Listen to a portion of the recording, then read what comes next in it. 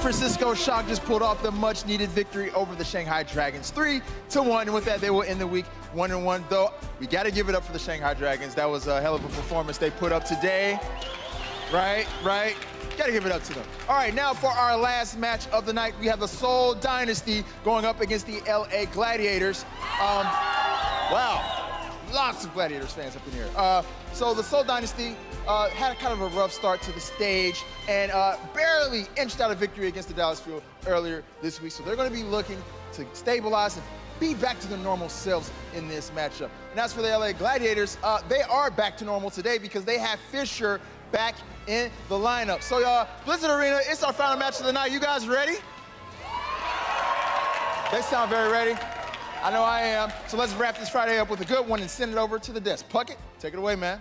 Thank you so much, Malik. Welcome back, everybody. It's Puckett here at the desk, but I'm not by myself. Once again, it's the boys that live across the street and stare through their windows sometimes. It's Sideshow alongside Reinforce. Hey, guys, we got to wrap this night up with a great matchup. This is Gladiators versus Seoul Dynasty. And if you look at the stage standings, both of these squads are currently sitting with 2-1 records. A very meaningful match, though, for Seoul Dynasty, because with the win tonight, you got a chance to jump all the way up into the top 3. Yes, and moving forward to the stage playoffs, I think that this match in particular could be a deciding factor for who is actually going to make it, right? Is it going to be Seoul or LA Gladiators? I think you have to pick one of them. You look at the numbers here, the map counts really matter as well. And for Seoul Dynasty, this squad, they had a really rough start to stage 3. They went 0-4 against the Los Angeles Valiant in their first matchup, so that sets them behind. Then, of course, they get the win in their second match, but their third matchup was against the Dallas Fuel, and it went to a Game 5. Johnny, what was happening in that series? Who was impressing to help get the squad the victory? We've talked a lot about the issues of the Seoul Dynasty overall, but I think we should highlight Fleta because he has been a standout player throughout the season, and most particular versus the Dallas Fuel. He had over 70% critical hit accuracy, that headshots only, over 70% in this game, and I mean, that was just sheer insane. So, despite the fact that Seoul Dynasty haven't had the best tanks or the best support this season, this guy keeps them alive, and he keeps being the difference maker to get these wins.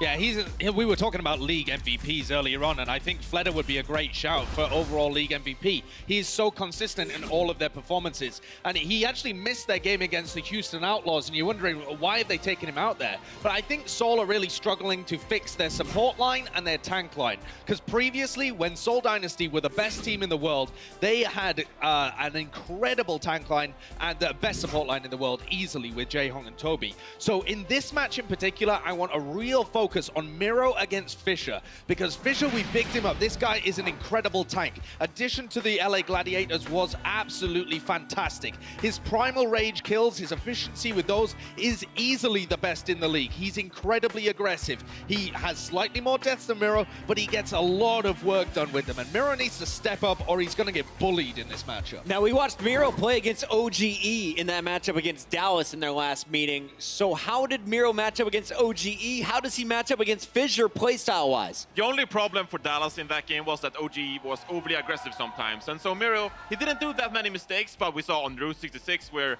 OGE was really aggressive. Miro couldn't really keep up the pressure, and so Miro actually got bullied, and maybe it will turn out to be the same today. Fisher could bully him. Something to look out for here today. I want to get the official predictions, and we're starting with you, Sideshow. We got two squads at 2-1 in Stage 3. Where do you go in this matchup? Well, I mean, we've got two squads at 2-1 in Stage 3, but when you look at the overall standings, we really have a top-table team against a mid-table team here.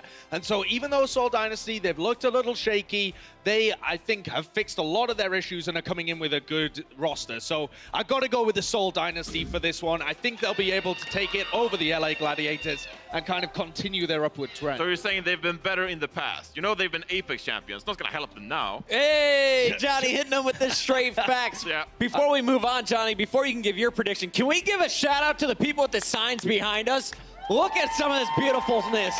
We got Fleta is the meta. Wow, Jae-Hong, the king is here. Johnny, go ahead, give me your prediction. We just hyped up Seoul. Are you going with them? The signs are not going to help them today. LA Gladiators will win. Who is better than Fisher? Nobody! They've lost 3 out of their last 5 matches. They're in the middle of the table. You're predicting, you're pandering to the home crowd, Johnny. I want to hear from the audience. Who do you guys want to see win this one? Is it Seoul Dynasty? How many people want to see the Gladiators walk away with the victory tonight? We're in Los Angeles. That makes sense. It's time to get this party started as we welcome our first team to the stage. Please give it up for the 16-7 Seoul Dynasty. Miro bringing tissues out. Ready to mop up the Gladiator tears. Yeah, he's going to wipe them all away. He knows there's a lot of fans in here that are going to be really salty. That's not a tissue box. That's a blizzard box of some kind of loot. My bad. Way off. Could have needed some on the desk. So this team, we have Sepper back in the lineup today because Sunba is out with a wrist injury.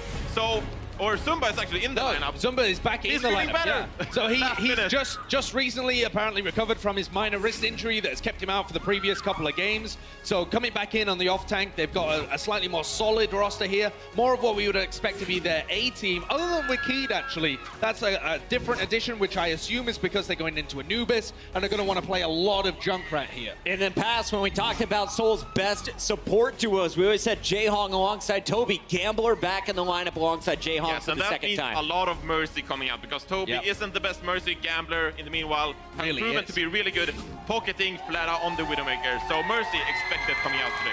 And Seoul have looked a little shaky overall on Anubis, but when you look at this map pool overall, if they can crack this kind of Widowmaker Junkrat composition on Anubis and Junkertown, they should be looking excellent. They have all the pieces. I love these ladies screaming in the front row. They love their Seoul Dynasty. Keep it coming, ladies. That is your starting six for the Seoul Dynasty tonight. But it's time to find out who will they be playing against. Please give it up for our purple squad on the right side of the stage. It's your Los Angeles Gladiators. The Finnish support duo of Chaz and Big Goose coming out first. This Gladiator squad, 12-11. They've been shaky, they've been up and down, but right now you're 2-1. You didn't make it into the Stage 2 playoffs. They're trying to make it happen here in Stage 3. And the reason for that is they haven't really been able to deal with the Sombra, but Seoul Dynasty not really known for their Sombra play, and so I think they'll be a lot more comfortable on stage today. Hydration and Surefour in the lineup, that means a lot of Widowmaker and Junkrat for this first map to me. But they've played this in the past. Maybe Seoul Dynasty are well prepared for this. And when we look at the historic data, when LA Gladiators play against Seoul Dynasty, they're pretty bad at shutting down Fleta on the Widowmaker. Fleta averages twice his normal KD against the LA Gladiators. So if there's somebody to focus, this team has to start shutting down. Hey, that was without Fisher. Come on. Sure. Okay, so I think Fisher is a big addition to the team. But again, we're going to have to see whether one man can do it all. And that's the guy they're pinning their hopes on right now. Handsome. Most handsome tank right there. Fisher, ready to play today. Who is better than Fisher? Nobody. Maybe Miro. Maybe. Oh, okay. Maybe Miro. It's a good battle to look out for. We have our match set up for us. Hydration and Surefour, your two starters in the DPS role for the Gladiators. All 12 players are on the stage. The match is ready to go. Make some noise, LA. It's time to send it to your casters to bring you the action. We got Summer with Hex. Welcome, Puckett. Welcome everybody in the crowd, because obviously we get to do both of the Los Angeles games today, Hex, which is pretty sick considering the home fans are here. But yes, thank you, Puckett. Thank you to the desk. Thank you to Johnny in particular. You know, I like that it's Sideshow bringing up the stats, but I do expect to see Johnny wearing that shirt. You know, he's in prep school. He's got his abacus. They still use abacuses. Yeah, looking at that shirt, it kind of reminds me of like when you get in a car accident when you're 16 with your first car and you can't afford to get like the new front panel from the same car, so you got like so you put it together. Yeah, you've got like an amalgamation of cars. Johnny has stitched two shirts together into one right there. Oh, the school bus will be by later to pick him up, I'm sure. It'll be fine. This is a kind of a statement game for both teams, I think. Seoul has not beaten very good teams so far. They've beaten teams they've been expected to beat, like your Shanghai, San Francisco. They had a very close one with Dallas, who's obviously improving, but they lost to the Valiant, they lost to Houston, so it's where do they actually stand with these middle-of-the-pack teams? Are they better? Are they the middle of the pack again? And the Gladiators looking to kind of right this ship a little bit. Absolutely. Outside, when the players were getting ready, the coaches were speaking to them, getting their heads in the game, and the coaches are saying, this is a must-win, but we are capable of it. This is definitely one of those teams that Los Angeles Gladiators is capable of beating. And so now it's just going to be a question of whether or not the mental game gets the best of them. Are the LA Gladiators going to be able to keep it zeroed in and get the W tonight? Yeah, it does seem like you're going to see a lot of Junkrat, a lot of projectile play coming out of Seoul tonight, especially with Wakid in the lineup. We'll see if that stays. But this is a map pool that really lends itself to it. When we get to Nepal, you'll see a lot of Pharah, even Junkrat Pharah, things along those lines. With the Los Angeles Gladiators are on the low ground with this horse, so it is the mini Shetland setup here. And of course, you're going to see a lot of Widow and Junkrat on the defense. On the offense, they will transition into full dive very often as well. We'll see what Seoul has to practice. And some body shots coming out through there for sure. He's doing quite a bit of hurt there to Miro, who is going to get around the corner. Unfortunately, the same can't be said for Zumba, who gets demeched and destroyed immediately. So that'll definitely slow things down here. For Seoul Dynasty, I love it. You get the halt hook. You can also get the halt headshot. Surefour there to oblige. Kind of cut in half right now. Seoul's got to hope that they don't get dove upon up in this corner, but it seems like they're playing a little slow. There are 4 up there. Fleta on the Genji now as well, because it's very difficult to play on the Widow to try to crack this. So it's going to be a Junkrat Genji to try to break this defense. Surefour all alone on the high ground. Dive coming in below him, though. No one's really even going to pressure him. That was a spicy headshot there to start things off, and he's going to be able to catch out Gambler. Only the body shot, though. Gambler dashing back, and guess what? Surprise! 2 tons of mech to the face. Zumba's there to push him off the high ground. Unfortunately for Zumba. It's in a little bit of trouble. Yeah, might get chased away by the skinny. Well, the skinny French sniper. Seoul's just been cut in half a couple different times. You're trying to get in. They're losing Zumba early. Now Zumba's in the back line, so Surefour's going to be trying to deal with him, and they know he's back there. Not going to give him a whole lot of attention. Shaz in the spot that you always want your Zenyatta, just chilling out, meditating on the medium ground there. He has a good scope of the battlefield, be able to throw out orbs in whichever direction. Now they're going to have to deal with a tire, though, as well, and Hydration's going to let it rip. Yeah, no time wasted. Straight onto the tanks, and he gets the double kill as well. Excellent work. The defense right now looking so solid for Los Angeles Gladiators. They've got it all figured out. I think Gambler was falcing there too. What a value tire out of that to completely negate that ultimate. And so far, no signs of cracking this Los Angeles defense on first point of Anubis. Now you go ahead. You get that Widow on the high ground. Surefour really setting up shop up there. Shaz has got his trance as well, so he'll be waiting, ready to pull it out, as well as Big Goose with the Valk. I mean, right now, everything favoring Los Angeles Gladiators. Anubis has been a mystery to Seoul. They were full held on this map by the Valiant as well. They just can't seem to deal with the first point. Here comes the dive. A little coordinated lands right into a trap. That's poaching Hydration. That's illegal. Oh, that could not have gone better. Perfectly set up. Fisher will survive. He gets topped up by Big Goose, who had the preemptive Valk out just to snuff, or help to snuff, that push. Once again, cut in half here, Seoul Dynasty. We've got 4 or 5 of them hanging out over here in the corner. They gotta wait for Miro to join up again. Yeah, Miro should be able to get in here, even if he has to drop a bubble in, but they're gonna try to throw in a self-destruct. Interesting choice there, but perhaps just wanted, I don't know, a new mech, maybe just hoping to end a fight before it started. Now they will get in, fall a trap again. Whoa, monster mine though. The rest of the net follow-up gets eaten up. Surefour with the headshot on Wakid, instantly rezzed up by Gambler, however, but that's the res used. And Fleta now looking for his angle. Gonna mess up his dash, unfortunately, but that's not gonna stop him from hacking a tire. And Big Goose to death. Wakid will be there to find Surefour in the end. And it's looking like Seoul Dynasty will be able to push through here. An enormous play to be able to drop the Mercy and get the tire in the same swing, too. Only 2 tanks on the point for the Valiant, or excuse me, the Gladiators. I'm sure I made a lot of people wearing purple very unhappy with that mistake. They will finally grab point A off the back of several different ultimates needed for the Seoul Dynasty, but still, it's very not optimal for them trying to get that first point. It's been a struggle. Oh, wow. What a play. I mean, Hydration was desperate there in the corner. Man, he barely hung in there. Not even sure if he saw the tire. You saw Mercy, the tire is incidental there. Seoul does have Valk to go in on this if they want. They will pop it immediately and try to get some pressure. They've been reading the economy and know that Los Angeles doesn't have a whole lot to work with either. Hydration needs to hit a couple of grenades real quick to be able to pick up that rip tire, try to snuff this play. Shaz does get the volley onto Wakid.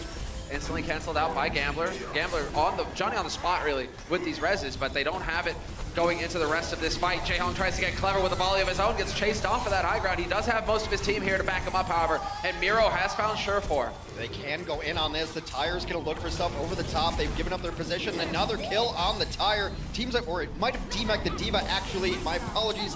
Teams have gotten so good at killing these tires, now I just assume they're dying. Surefour takes down Fleta.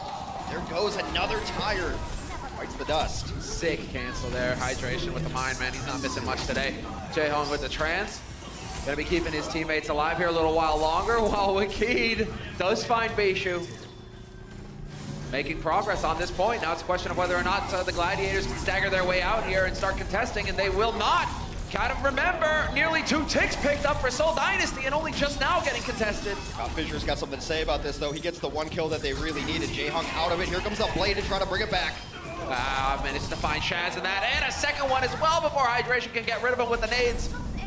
2 ticks worth of progress and working on a third here. Seoul Dynasty ramping up.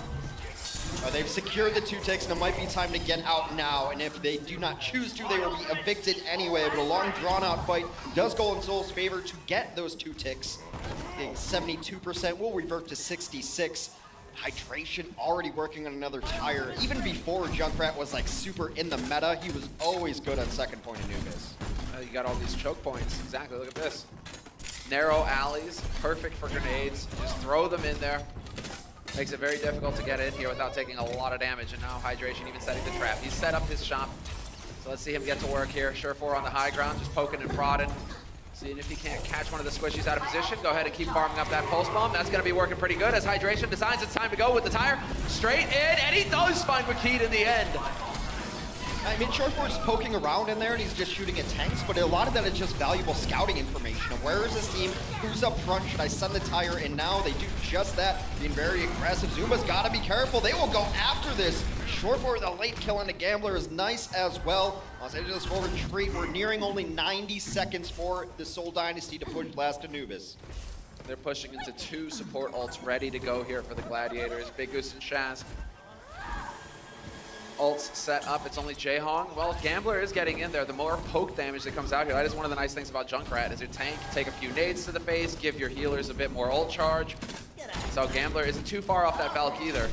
See if Wakid wants to try to get to this right side. A lot of Junkrats go all the way deep right under the wall just so that their tire has less distance to travel. Gonna go on the right side anyway. This is generally where you can find supports. They already lost Gambler though. There goes both supports. Tire won't be enough, even if it was a money tire. You can't go in after that. You lose J-Hong, that's it. Fleta gonna be able to dash out to safety. Another stagger kill coming through. Wakid not gonna be able to make it back to his mates, and Zumba running the risk of getting DMAX. I think he made it over the top, just barely made it there in time. You have to full-on retreat when you lose like that. A lot of these teams will punish you if you're slow on the retreat. They'll send you all the way back. Has been a new wrinkle in Anubis too, that when you get out, you have to get all the way out, otherwise you're gonna die mid-ground. So, let's see, any targets? Not quite. And now you're trapped, and now you're dead. Should be there for the res. It looks like Gambler should be able to bring him back, although that was definitely cutting it a bit fine. They won't let that res come back in, absolutely trying to camp it. Gambler does have to pop Valkyrie as well to get in, but now they've lost Wakid, who's over onto the Tracer. They're trying to just get any sort of pressure in. They can zoom Yada in here and hope for a blade, but that is their best hope. Big Goose might be better off just Valking preemptively. They also have a Transcend, and Dynasty needs a miracle for this fight. As soon as the push comes through, there we go. Valk goes in for Big Goose. Chad still holding on to his trance, doesn't need to commit it just yet, playing very patiently. Overtime is through. And it's burning down. They do have Wakid and Miro close to be able to tap that point, keep this fight going here for Seoul as Hydration is going in with the tire. 8 HP left on it.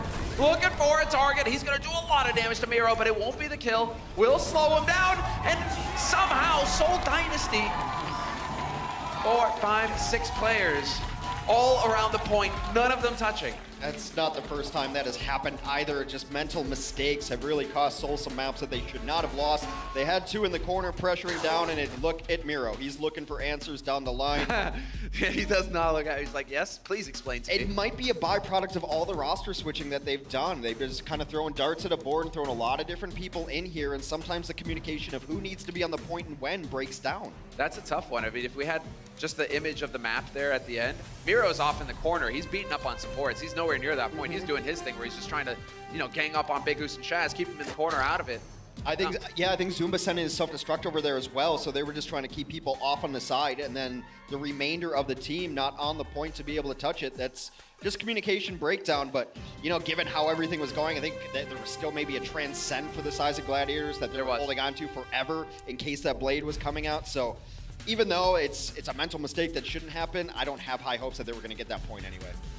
Yeah, that was just the ult advantage for Los Angeles Gladiators. Big Goose with the preemptive valve was also very nice, getting that off Good and early, keeping everybody up. Seoul Dynasty now going to be swapping sides onto the defense. Miro on the Orisa to set up that Shetland pony.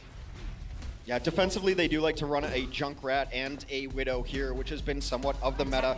And offensively, this is what Gladiators likes to run as well. They will go just full dive on it. It's what Hydration brings with his Genji. And of course, Short4 will be able to flex off on nearly everything. You know, they've just got so much flexibility through their DPS that they can run most anything. I think we're going to see a lot of Short4 today, given the map pool. That's a possibility. It's also a good, one of the potential solutions to deal with this Widow. You get that Genji in there, hydration, you know, you dive in with your tanks and just try to annihilate her quick. See if they can make it work. Los Angeles Gladiators, time is ticking. Well, dive is also one of the best ways to deal with this Orisa, which seems like it'd be, you know, not the correct answer. But if you can get in there with the D.Va and make sure that not everyone is eating so much Junkrat damage, you get one of these early kills, you're in a decent spot. Fled is already going to have to go back here. He's going to make sure no one gets the flank on him, but we can see no one's really trying to flank. Short4 is going up there now, but I think Fleda might have seen him. Zumba also saw him, so they are aware of where Short4 is playing from. He's already been challenged how to use his recall to get out of a tight spot. Fleda, however, on the low ground, and oh! The reflex coming in from Hydration, the headshot, Fleda dead. Absolutely huge, and he died in this spot. There's almost no way you can resurrect this either. Yeah. Not with this fracas going on either, and now the Gladiators simply cleaning up. One kill from Jaehong comes about, but it's not gonna be enough as Hydration cutting him apart. Just whipping right through him. A piece of hot wire through cheese. Tasty, but brutal. You seem like the type of guy who'd cut his cheese with a wire. You have a specific cheese wire, don't you? There is that. There's also Macbeth, which is just the best thing on the planet. All right, enough about cheese hacks. Nobody's trying to get never cheese strat here. Hey, as someone born and bred in Wisconsin, there's never enough about cheese. Offensively, 6:44 on the clock, and they're getting close to a Valk, and they've got Blade. Bomb is up as well. This is snowball potential. Miro had to switch as well. I mean, it's what Monty mentioned as well on Anubis, that the first Anubis push is always going to be difficult for the defense because your first hold doesn't transition into your second hold. You have to reset. So we'll see how quickly Miro can work up towards that primal range. Short4, wow. This decides to go in there. Out for blood, finds the one. Hydration looking to get something out of this Blade, but he's left hanging. Finally, Dash comes off a cooldown, and he's just going for the D-Mac best he can. And yes, Zumba does get D-Mac. That's a lot of HP lost for Seoul Dynasty. Jaehong gets overwhelmed as well by Short4, and this is looking great for Los Angeles Gladiators. Can Wakid deliver a monster tire? And he finds the key target. Big Goose out of it. Oh, that's pretty big, but Gambler comes in. Gambler just popped Valk, and Short4 took him out of the sky. Fleta also falls. Short4 coming alive on his Tracer. Well, what can you hope to do here if you're Zumba? You're going to get D-Max. Forced into the corner, and well, denied. Unbelievable. How does that happen? It's buying so much time, too, and now Shaz and Fisher die fighting on the point, and what looked like a very good push, or potential push for the Gladiators, will be deflected. Also, just a second to blame the desk for cursing Gambler, talking about how he's a much better Mercy, and he's died with Valk twice so far already on our first map. I don't know, I'm left at a kind of a loss there as to how Zumba survives. That's a bit of a Scooby moment. Yeah, it's like, how did he get back in that mech when he had 5 HP? It's so important that Seoul was able to hold on for that first push. It lets them try to get back even in economy, but Fleta's gonna have Blade. Hydration will have it as well. That could very well decide. Over the wall, he goes for it. He gets Wakid again, and there's the follow-up. Hydration finds Gambler. Awkward spot here for Short4. Doesn't look like he's gonna get hurt too badly though. And Zumba this time, no remake for him. It's Fleta trying to be the hero here with the blade of his own. Not quite finding the targets just yet, although he does decapitate Fisher. Looking for the D-Mech as well. And Los Angeles Gladiators yet again, despite a strong start in the push, they're not able to secure the point. At 9 HP at a certain point was Fleta with that blade, and Wakid will come back on the Tracer. It'd be interesting to see if he's staying on this or this was a panic move to come back, although he's been abused thus far on the Junkrat. Short4 says, you like throwing explosives over walls? I got something for you. And now Wakid switches to Widow for a moment, now over to the Junkrat. And we get the change as well here on the Los Angeles Gladiators side. Hydration deciding that's enough of the Genji. He's going to get on the Sombra. Interesting. Gonna have to try and bank on getting that EMP as quick as possible. D-Mac on Zumba, or rather the hack on Zumba would be pretty nice. They force out Transcend by jumping in the corner with Fissure, and now the Transcend out from Shaz as well. A lot of bolts getting thrown into this, and well, that is not where you want to be, Gambler, between a rock and a hard place. That's for sure. Insta-dead, but they do manage to find hydration as well. Miro working well. And that will mean Los Angeles Gladiators getting reset yet again. A little bit interesting that Hydration is the one on the Sombra, although all the DPS from the Gladiators do share a similar pool, and they will flip up on different Sombra. Sometimes Silkthroat has played it before as well. Short4 had been their go-to Sombra for a while. He's having a very good game on Tracer, so I expect that. Also, if they want a Tracer, that Short4 would be the better Tracer than Hydration. However, if we see a Doomfist at some point, Hydration's your boy. Yeah, buddy. Please, just bring the fist. Let's see you pound some faces. All right, well, Hydration just waiting. It's the longest wait of his life for that health pack. He'll get it eventually, and then he just gets nuked down again. Eats a grenade, point blank, and in the meantime, Fleta feeding his blade to Shaz. It is not looking pretty here once again for the Gladiators. They get completely torn to bits. As it reminded me of our previous set, just Dragon Blade kills all over the place. Hydration will fall, but he will have EMP for the next fight. And you cannot overestimate how important that pack control under the bridge is. Fleta's been going there very often during his blades. When they do lose supports, they've been clutching on getting that pack below the bridge. It's very important for the defense to be able to control it, and now Hydration's taking it away. It feels like the fights were a bit more drawn out when it was Seoul Dynasty on the offense. Numbers kind of reflect that as well. Just a whole lot more kills for the Gladiators, and yet it's Seoul Dynasty that are holding. Gladiators are just resetting very often. All right, now we got the EMP. Did he manage to get the targets he was looking for? D-Mech on Zumba, that's nice, but he doesn't get the key one. That is going to be the trance. I don't think he got either supports there. They were both in very good position, hiding behind walls, and this is going way too long. Fleta, yet again, has been so clutch for this team. Hydration will get out. Miro falls. Now we're only 2 minutes left to go. They only need 73%. Yeah, there we go. It is that. Just get the trance out. Jaehong careful to top everybody up. Point blank, boot to the face for Short4. Ever a pleasant, especially for Tracer. Well, Short4, he's got that pulse, so he'll have to deliver again. He's been very good at getting those pulse bomb kills on Wakid at least. Hydration's on the Doomfist. Hey. There we go. The prophecy has been fulfilled. We've seen him run it on Nepal, on Shrine specifically. Not necessarily what you always see here on Anubis, but looking for those one-shot kills, trying to get in here. 90 seconds to go. Nobody saw that. Nobody saw that Hydration. I know you're going through the style points there, the clever angle. He just really, really hates trees. How does he not plow through that tree? That's the question, really, that we need to be asking here. The big questions. All right, we got both ults in play, but again, Fleta patient, waits out the trance, and then Wakid! Between Wakid and Fleta, half the team for Gladiators are dead. Hydration as well.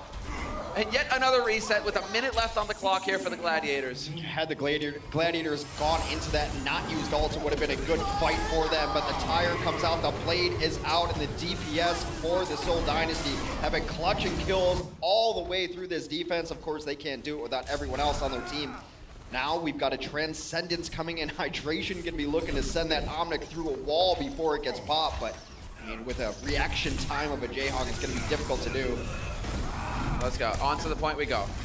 Fist leading the way. Hydration playing the angles, waiting for it to come off a cooldown. Now he's going to be able to get the opportunity here, perhaps to smash somebody into a pillar. Gonna miss the shot, though. And well, he's got to keep an eye on Fleta. Sure, keep the pressure on that guy because he keeps hacking your back line to bits. Oh, this is good, too. Not like he's going for this diva now, but he should be focusing on the right corner. It's where all the reinforcements will come from, and that Transcend will come in. Meteor Strike trying to wait it out. Let's go! Meteor Strike trying to find a target, and he misses completely. Too good at dodging it. Seoul Dynasty. Fleta's back alive. Zumba gets overwhelmed, but that's fine because the tanks are still here for Seoul Dynasty. They've got Miro who can get into this fight and continue to buy some time. Figures down is really painful for them. They are trading out back and forth, though. You have to imagine Vigor's going to go on to Lucio to try to get back to this point. They just need stall. Fleta looking to close it out. Open to, but he's getting batted around right now. That's not too pleasant for him. They do manage to pin Fisher in the corner. Now it's a matter of just finding these kills, and sure enough, there it is. Fleta finally takes Fisher's head. Wakid with yet another tire that gets value, and they are going to hold Seoul Dynasty. Not allowing the Gladiators to lock shields and press forward to tie it up. Instead, they will take this first map 2-1. Well, as much as they've struggled on the offense, their defense was stellar there, having both of the DPS come alive at critical moments. And beyond that, they were getting ultimates so quickly. Yes, Riptire charges fast, but that blade came up quickly as well, always crushing through there. And even though Hydration's Doomfist wasn't enough, we might see a little bit more later.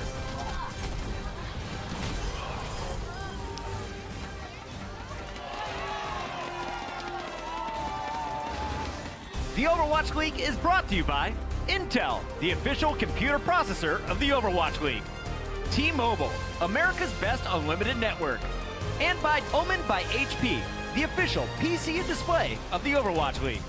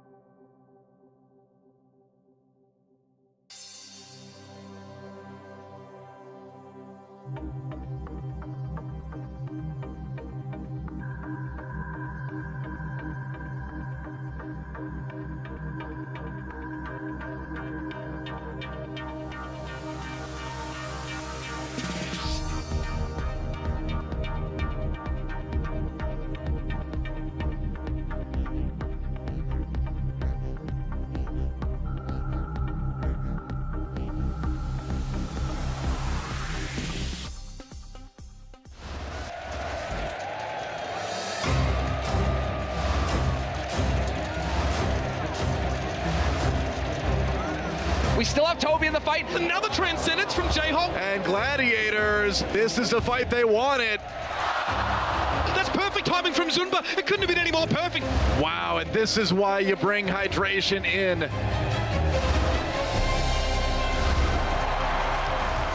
right, welcome back, everybody. That Bishu clip right there, somebody needs to clip that, put it on Twitter, because that is definitely like feels good. Like, ha ha, just use it for everything. Oh yeah, we won. Ha. I don't know. I love it. All right, welcome back, everybody. We're into the second map now. Seoul, they're up 1-0 in this series. Yeah. And we are going over to Blizzard World, so Munchkin will come in for Fleta. Of course, Fleta has been their Widow Ace. I mean, Fleta's a jack of all trades, can play absolutely everything. I think Munchkin's probably coming in to play a little bit of that Tracer. She's good on every map, and people are still figuring out Blizzard World. We see a lot of Tracer Sombra coming in on this. I think that's exactly what the Gladiators will play. Maybe they've got a Sombra mix of their own for Seoul coming into this, but we'll see. So far, both teams undefeated on Blizzard World. 1-0 and 2-0 respectively. There we go. Yeah, exactly. So we got one of them a little bit more experience, but it is still the case that this is a very early map. Not a whole lot of play time on it. Teams still trying to figure it out, and more importantly, teams can still pull fast ones on each other because you are still lacking some information. And so there is opportunity for the seat. Always a good time for us because, hell, that's just entertaining. Yeah, Junkrat Widow is probably going to be the stage of the day for the Gladiators, especially on defense. On offense, they'd like to try to get a Sombra in there, but Hydration has been playing a lot of these projectile heroes. Short4 has been staying mostly on the hit scan. On the other end of things, we'll see how they actually want to run this offense. I don't think this is the final form of Seoul just yet, but let's enjoy the beautiful Blizzard world. I don't get all these references because I never played World of Warcraft. I know my nerd cred just dropped like 400 points, but... Well, no, but then that's how you had time to watch all those movies and do all those other things with your life hacks. That is me, however. Totally didn't drop out of college because of World of Warcraft. Moving on. So. You know what? It got you here. That's all that matters. Every single choice he made came here. Oh, I didn't even see that Overlord before. I did, like, in my own credit, I watched, like, thousands of hours of StarCraft. So, like, that was my jam. StarCraft was definitely everybody's jam. I mean, that's what pretty much revitalized esports. Blizzard can give themselves a pat on the back there, although it was just on TV and Twitch. But you just happened to put out a great RTS game at the time. Hey, GSL still going strong. GSL Super just happened as well, so catch up on those VODs. They're running it right here, man. I know. In Los Angeles, we have the StarCraft 2 team that are over here right now running the tournament, WCS, I think. So, it's sick. Super sick. Love to see the StarCraft is still chugging along. Okay, offensively, they are running something kind of interesting. Is Wakid is going to be on the Widow, Munchkin on the Tracer, a little bit odd. We'll see if they brought in Munchkin, or Wakid is going to run something different on the defense. You have to imagine he'll be going back to projectile. Anyway, we'll see how they try to crack this as both teams run similar comps. It's how do you deal with Hydration, who's going to be pumping out so much damage. This map's still a mystery on how teams want to approach it. A slow roll with McCree sometimes work, trying to take this high ground, but already Munchkin falls. Hydration has just been so good with connecting those grenades. It's just spam, but in his case, man. Told you, man, it's not spam. Precision. Tactical area denial. There you go. And he's precise with his tactical area denial. He's a beast. They're going to have to fall back here. Now, it's interesting to see where the offensive Widow tries to take this. Defensive Widow has been a very good flavor here because there's that high ground on the left-hand side from your screen hand left, and then you can get all the way back in the mid and just peek behind walls as well. He is just dancing around so he doesn't take any more damage, but took a couple of body shots early. Oh, there it is. Eventually, Short4 was going to find the angle. Gambler this time will survive rezzing one of his teammates. That's always a plus. Yeah, Short4 is going to take down Jaehong, though. It was a really cool little move by Bishu to like kind of scare them, put the fear of God in them as he did a U-turn Diva, trying to force out some fear from that resurrection. Munchkin does get in. Fissure a little too big for his britches, and now he's a little out of nowhere as well. They're kind of split up all over the place at this point. Miro is trying to play catch up here. They're all over the place. Munchkin in the back line, though, so that could be something that pays off in the end. Azuma does get caught. Short4 there. However, this is where you really get to see those Widow style points come into play. Even going for the bold move. Able to take that one down as well, and is back to the drawing board for the Seoul Dynasty. They're trying to get up to some ultimates. They will have Valkyrie. Perhaps Gambler can live through a Valkyrie for once. It's been a rough go for it so far. Short4 shut him down on several different heroes. Wakid is going to go over to the Genji. So a Genji Tracer here running some full dive into this mix. So if someone has to go back and deal with Short4, that's going to have to be Wakid's job. Yeah, look, he's so far back right now. Might be looking around for Munchkin, fair enough, but he is trying to keep on top of things as Big Goose decides to get the wings out. Munchkin is going to be spotting out Shaz, and Shaz, no, it's Short4 who eventually finds that kill. Definitely looked like some teamwork there between Los Angeles Gladiators. Quick communication, allowing them to shut down that flanking Tracer, and well, Seoul Dynasty still trying to figure out how to get onto this point intact. They were able to get the Junkrat who was channeling the tire, but it was rezzed up because he was in such a position that's such an easy res right there. Jazz falling early on does hurt though. Jaehong is going to have to transcend to get rid, make sure he lives through a self-destruct, and it does seem like maybe finally Soul's cracked this one. Yeah, a bit of the BM there from Jaehong. Hey, Gladiators, don't you wish you had your Transcendence right now? Wait, he's dead. That's a painful kill there for Shaz. With that Trance, that might have been able to turn it around for them instead. It will be the first point getting picked up here by Seoul Dynasty. and the payload now will start chugging along through the pylon terrace. And because Wiki made that switch a little bit early, he's going to have Blade for this, and a lot of teams have preferred switching into a Genji on this second point. There's so much verticality and high ground that you're going to have to be able to contest, that the Genji is the perfect guy to go with your Winston up top and try to see what you have. But right now, there's going to take the free push. At a certain point, though, all of LA is up top. You're going to have to get them off of that high ground. Yeah, somehow. Please. Junkrat, please. Stop raining in nades. Never mind. He gets obliterated. You think you just ask him nicely and he stops? It'll just stop. You can always try. I guess that's what happens, though, you know. Just go and kill him now. I guess that's going to be the game plan here for Seoul Dynasty. They're going to hope that they're going to be able to pull it off at least. Surefour taking the fight to him as well. He's nearly got his pulse bomb. Hot on Munchkin's heels, keeping tabs on him, and he oversteps his bounds. Miro, Wakid, and Munchkin, all three of them collapse on Surefour. Get rid of that guy. Hydration gonna stall out this tire here, but he has to use it immediately just so he does not die to Zuma, but that is not gonna be the case as Munchkin connects his pulse bomb as well. A couple of trades. Gladiators still contesting this point. We have Primal Rage, and now they're bringing Hydration back to life. Hydration has gotten rezzed as many times as he's died. He doesn't, yeah, exactly. He just keeps coming back, and he's a high priority target for Big Goose, and he keeps dying in spots that can be brought back. At least then he has that going for him. Yeah, well, 3 deaths for Hydration, 3 resurrections for Big Goose. He definitely is the priority here, that they just want to keep him alive. And I mean, that's the one great thing about Rip Tire is that you can use it from anywhere, and your Mercy's going to know, so you can always use it in a safe spot. If you die in an unresable spot as with Rip Tire, that's your own fault. Whoa. Missed opportunity here for Surefour. Got to be careful. Doesn't want to overstay his welcome. And there's the trance forced out. Eventually, the pressure was too great, even for Jaehong to withstand. In the meantime, his teammates making hashish out of Fisher. Well, it was great play from Bijou to go in with Surefour too, because Surefour is probably dead to rights if he doesn't get to live in the Matrix there for a few seconds as well and get out of that situation. Still some push happening as Surefour tries to engage in a Tracer battle up top with Munchkin. Now the Valk is done for Gambler. All that healing off the board. No longer going to be there to keep his mates up, but Jaehong, hey, you know, if you kill him, it works just as well. All the Surefour.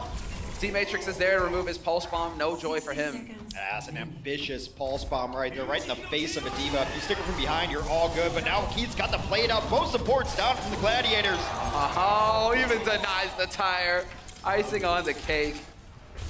And they will be able to pick up this second payload.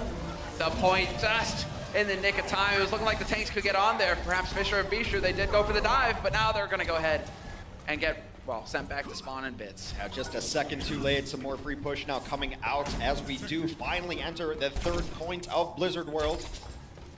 See if any compositional switches come out here. This is still another good Widow point. There's a lot of weird angles that people still aren't really privy to. They're not expecting at all times, but it seems like both teams sticking on what got them here. Sticking to their guns, perhaps what they've scripted as well.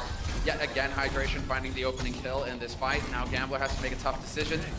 Not going to be able to get that res back, just period, by the looks of it, as he loses his teammate. Now Miro is gone. Wiki looking to back out of this hot potato, but it's not going to happen. Fisher is there to counter him.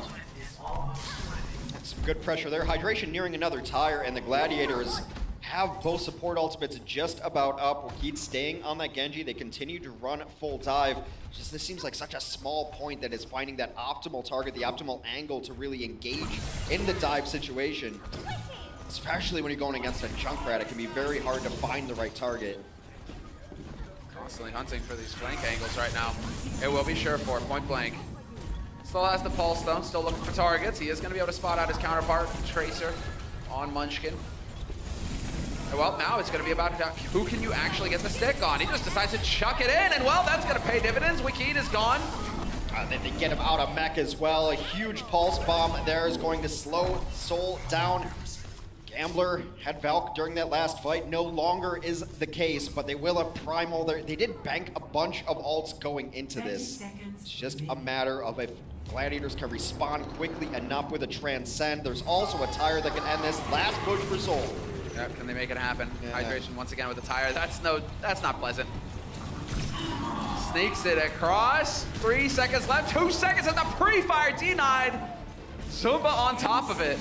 This game is so meta about tires right now. The tire lived in the Matrix for a little bit too, just trying to keep it alive. They're gonna get Wakid back into this fight. It's time to go with a blade to get onto the cart. Soul! Look at Miro's face. Oh, this is such a fantastic shot. What? That is what it's all about right there. The reaction. Miro's face says it all. I got nothing. What can you say? That's the second time it's happened too. No wonder Miro's pissed. Anubis, it was the exact same thing. All 6 players for Seoul alive. Nobody on the point. Overtime burns down. Same thing here. Literally scratching his head, trying to figure this out. Again, I guess the only thing you can think of is because they have mixed up the roster so much that they don't have that premier order of operations that maybe London and especially New York has. New York has a plan. They probably have a poster on the wall of like this, you're in first, you're in second, you're in third. And if someone messes that up, they know exactly who was supposed to be on the cart and when. Seoul, I don't know, write it down, get something, because that's why we have post-it notes sticking to the side of the monitor. Exactly. I don't know if they're allowed post-it notes, actually. I'd have to read the rule book, but that is not ideal. Well, Post-it haven't paid for the sponsorship, so. Yeah, that's right. Yeah, how dare you? Don't you mean generic brand paper adhesives? Yeah, exactly. Paper squares that stick to things. Adhesive paper squares. Not quite a sponsor yet. But hey, you know what? Last time it didn't cost Seoul the map anyway on Anubis. Yeah, so fair. Look, they still had a very good push as far as Blizzard World standards go. Getting it to third is like just also a miracle. Most pushes have been dying at second, at least some of the maps we've seen anyway. And there's been a few completions so far on Blizzard World, but hey, Seoul's not 2-0 on Blizzard World for nothing, Semler. I know that you can't give up hope, especially if you're a Seoul fan, considering the performance we saw on defense. Yeah, you gotta. Anubis. These guys on defense. You have to forget about that. It just does not matter. You got to come out with another stellar defense. Los Angeles Gladiators will run hydration on the Sombra. Their offense has been Sombra Tracer on Blizzard World. Trying to get to the back lines there, and hydration can be so good at that, at least pressuring the back line and forced to open up some space so that you can at least pick a side. I mean, Blizzard World's so hard because even getting to one of these corners where you can even think about pushing is difficult. Well, now they are making progress. Hydration with the sneaky beaky hack on Gambler. Gambler can still heal though. But he will fall to Surefour. Surefour there to pick up on it. That's going to cost him his life. However, Munchkin will be there to snuff him. Maybe getting a little ahead of themselves here, the Gladiators. Yeah, but that's a trade that you'll make. You'll trade your Tracer for a Mercy every day of the week, twice on Sundays, and now they're just going to put a little pressure on the point while the rest of the team is stuck in a hallway. Hong, a little bit low, was rotating around back. They want to wait for Gambler to get back into this before they re-engage, and now Gambler's back. Yeah, nice play there by Miro. Goes back, allows Gambler to fly over to him. Zumba! Get back into this fight a little bit faster. Zumba with the pack. Yeah. Gambler with the heals right there, also on the edge. And Munchkin punishes Fisher for trying to chase down Baby Diva. That's having your team's back. Stay on that point, though. Need to keep that presence. Hydration in the rafters. Does manage to get that pack back, however, and Wakid has now got his Riptire, finds a perfect spot to go ahead and start launching it onto the point. Hey, D-Mac, you wanted a Mac Bishu? He gets that Mech too! Shaz with the trance, keeps Bishu in the fight. That was clutch. So close, and now Los Angeles Gladiators with the kill on Gambler again. They're in a great spot here to pick up the first point, and they will. Yeah, they've just been abusing the back line there, and it's the tanks going in and getting all of that burst damage overall, and then always the follow-up there to get that very early big damage on it. The comms are just on point for the Gladiators. It's one thing to call Mercy low, it's another thing to have someone come in and absolutely execute that Mercy, and so far Gambler has been the #1 target for this team. They've gone after him several times. He does have Valkyrie up now, though. Question on what he's going to decide to get it in there. I mean, EMP is ready as well, and we're going to have to see where this angle comes from. Hydration's got it. He's just chasing about. I mean, really no need to use it. You're not pressured. And now with Surefour down, I think you just take as much as you can get. You try to get him resurrected back into this. They will get that res.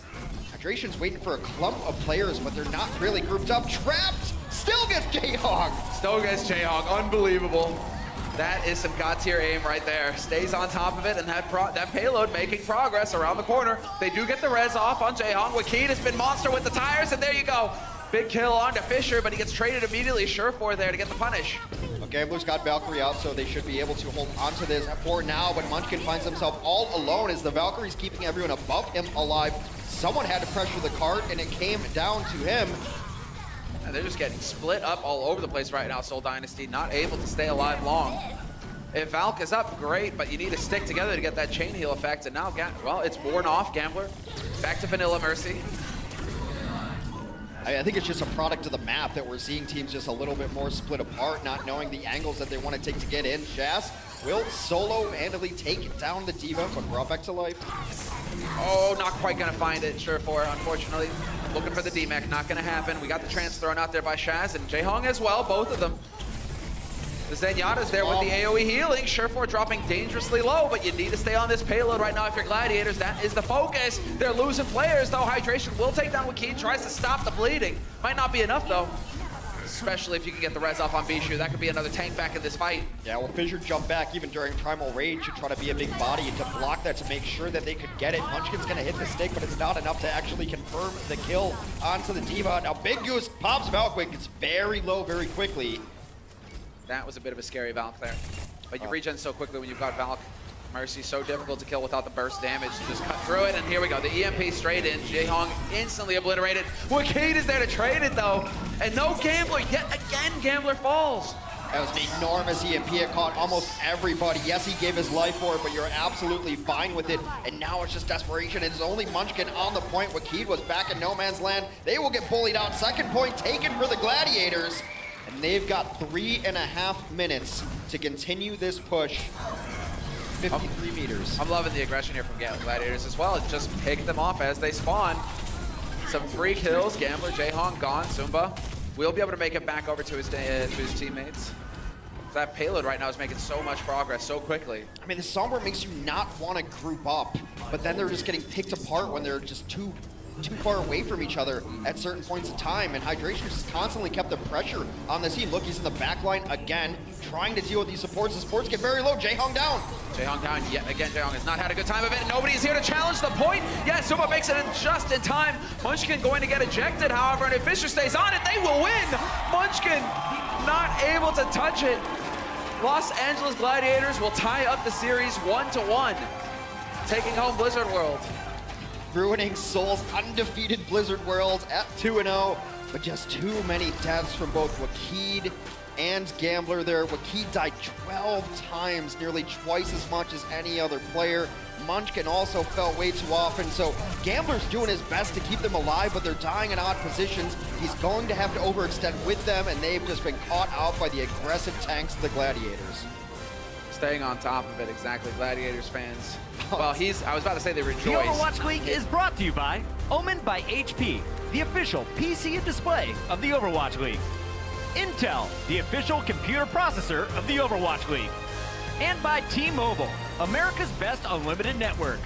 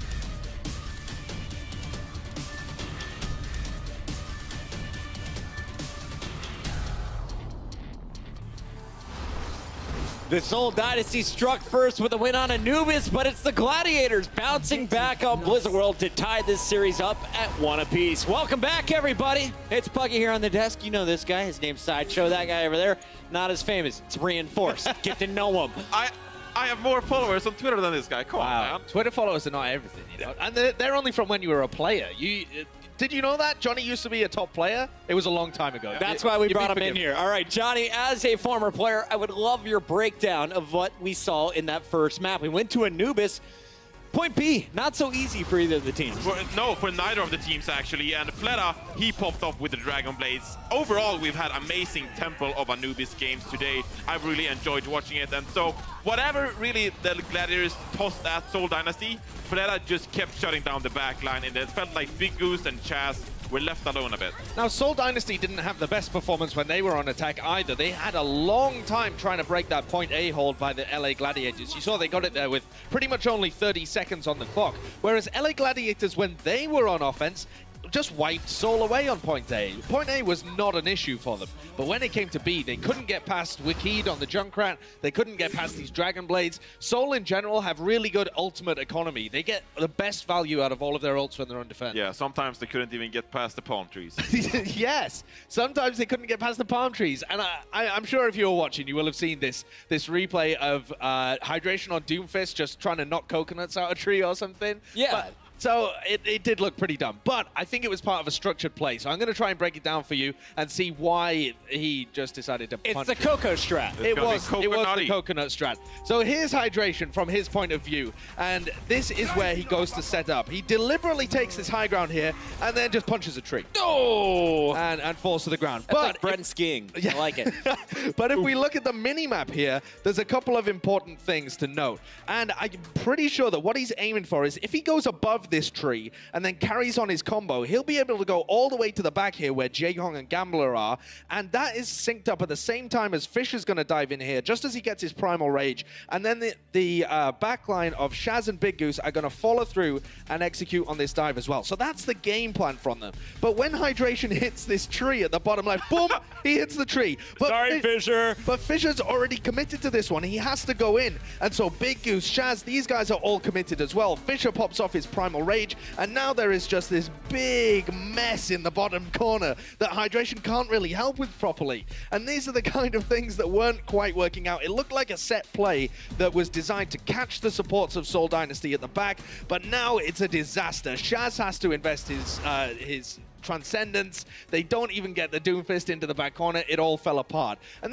I like it. It's a cool set play, but it didn't work. The palm tree is slightly bigger. How often do you feel that we're watching these games and these teams are executing set plays like this one from the Gladiators? I would say it's not every single time, because the landscape of what ultimates the enemy team has up changes quite significantly. So you can't run that set play if there's, well, you can run that set play in a range of situations, but you couldn't run many set plays depending on if there's a Transcendence on the other side or a Riptire. So you have to change what your strategy is on the fly. In general, I would say that whenever you try to take the high ground, that's when you try to set up a play, because there's a positional disadvantage. So whenever you try to take the high ground at maps like Gibraltar or Hanamura, that's when I say that usually players try to set a dive up. But just when it comes to the general maps, not really. You don't really set up plays. You try to pressure the enemy and try to get picks. So Seoul's push on Anubis was good enough to get them the win there. Let's take it over to Blizzard World, and as I swallow this frog in my throat, Sideshow, walk us through the early moments. Yeah, the Seoul Dynasty had a weird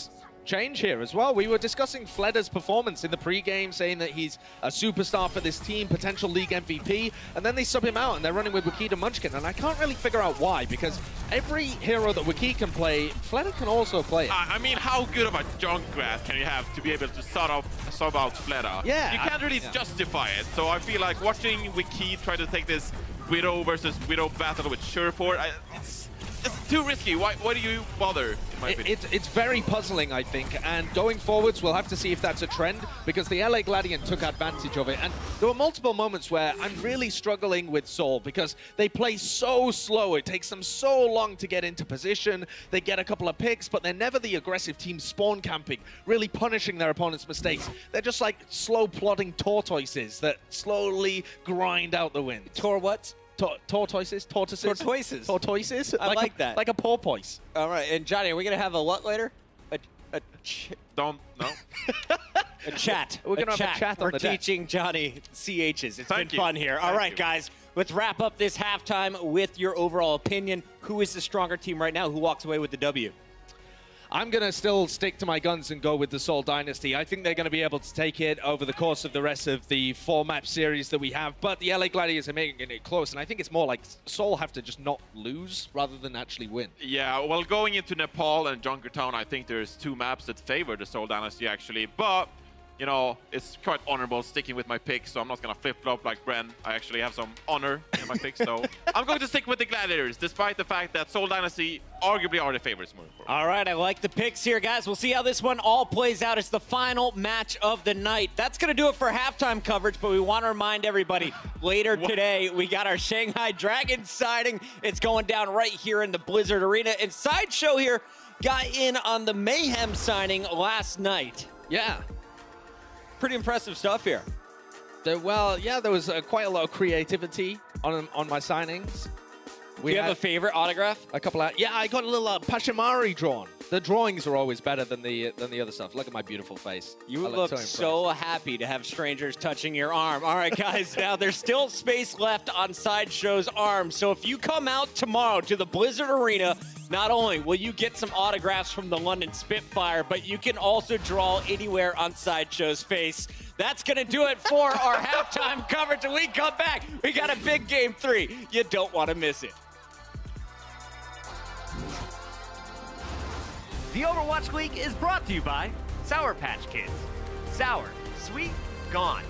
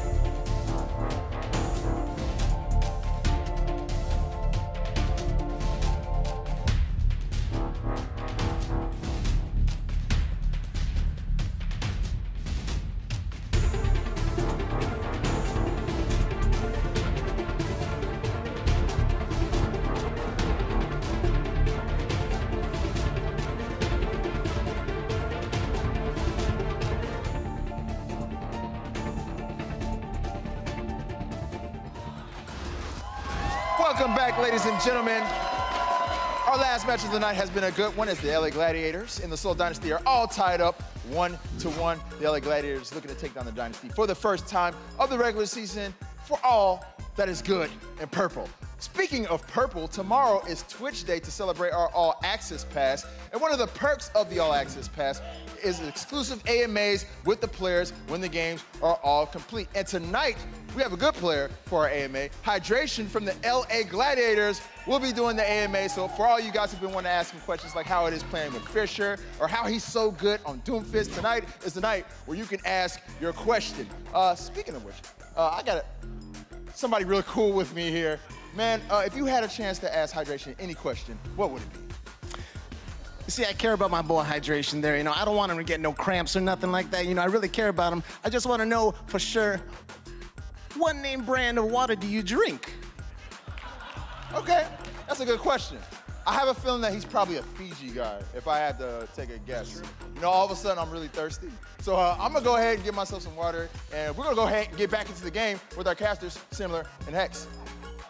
Thank you, Malik. I never get the timing down right. But, you know, yeah, no, in Los Angeles, you know, that's a risk that you run on the day-to-day, getting thirsty. Yeah, tap water is less than ideal. What name brand does Hydration drink? I don't know. Hit him up with those sponsorships. I'm sure he will drink any single one of those. Yeah, I mean, like, I just hope dude plans on recycling. You know, we have enough plastic in our oceans. Let's not kill any turtles. Please. Please. Or the dolphins, or the whales, or all the other. I mean, we can just go down the list. There's a lot of things in the ocean. Let's just not kill them all, please. Get on that. I could do without cuttlefish. What about, like, squids? Nice. Squids are just scary. Same family, I suppose. I mean, squids are just delicious, so let's keep them around as well. We are headed into Nepal here. We could see a lot of different compositions. Now, Seoul has run like double projectile on certain stages, especially on, I believe it was Village here, but we're on Shrine. And what Shrine has me hoping for is a little bit of Doomfist from Hydration.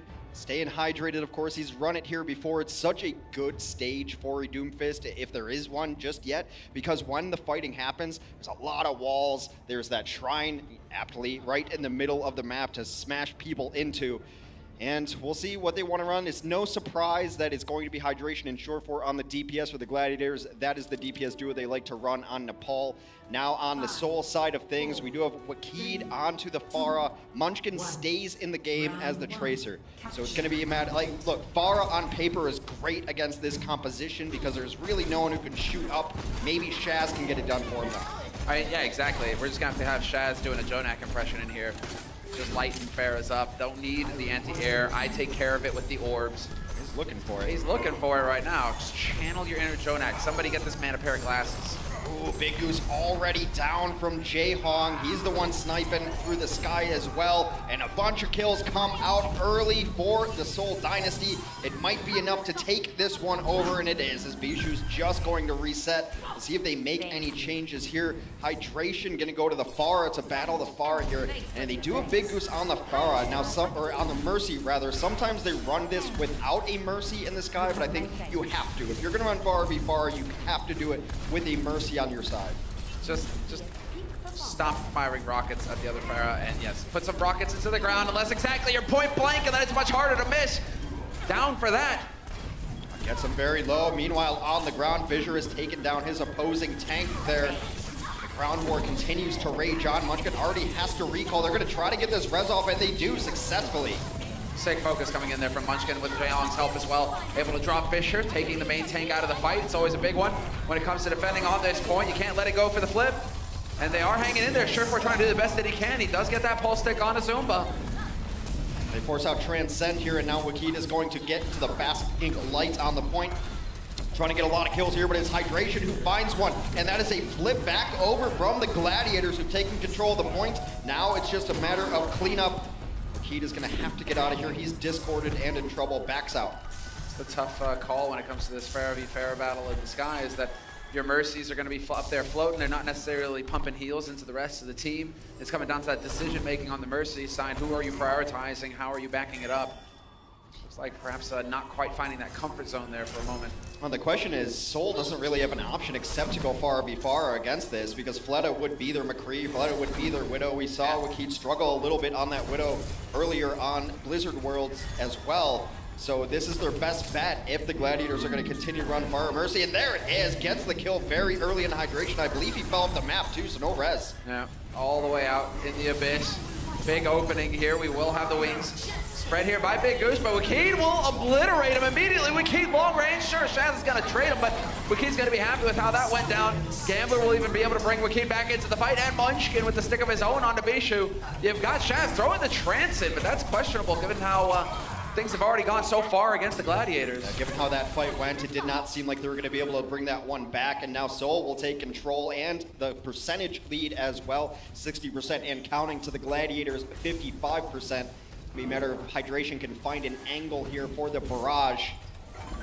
So Wakid can play a little bit further back, off of the point this time. Trading places basically. Zumba launching himself bodily in there, putting the pressure on Fisher. Needs to get back over here, just managing things. That D-Matrix, sure, we're gonna go for a bit of the tickle fight. Here we go. It is gonna be it, but Hydration instantly deleted by Wakid, who had the high ground in that battle. Doesn't matter. It's gonna be the self-destruct cast out into nowhere. And you see the difference between choosing the barrage. It was last time Wakid used the barrage was after the bar was already dead. You're a sitting duck to the anti-air missiles if you do it while the other player is alive. It's exactly what happens there. So we'll continue to hold on to this point. 99%, one more fight wins the stage for him. Oh, can he actually get this?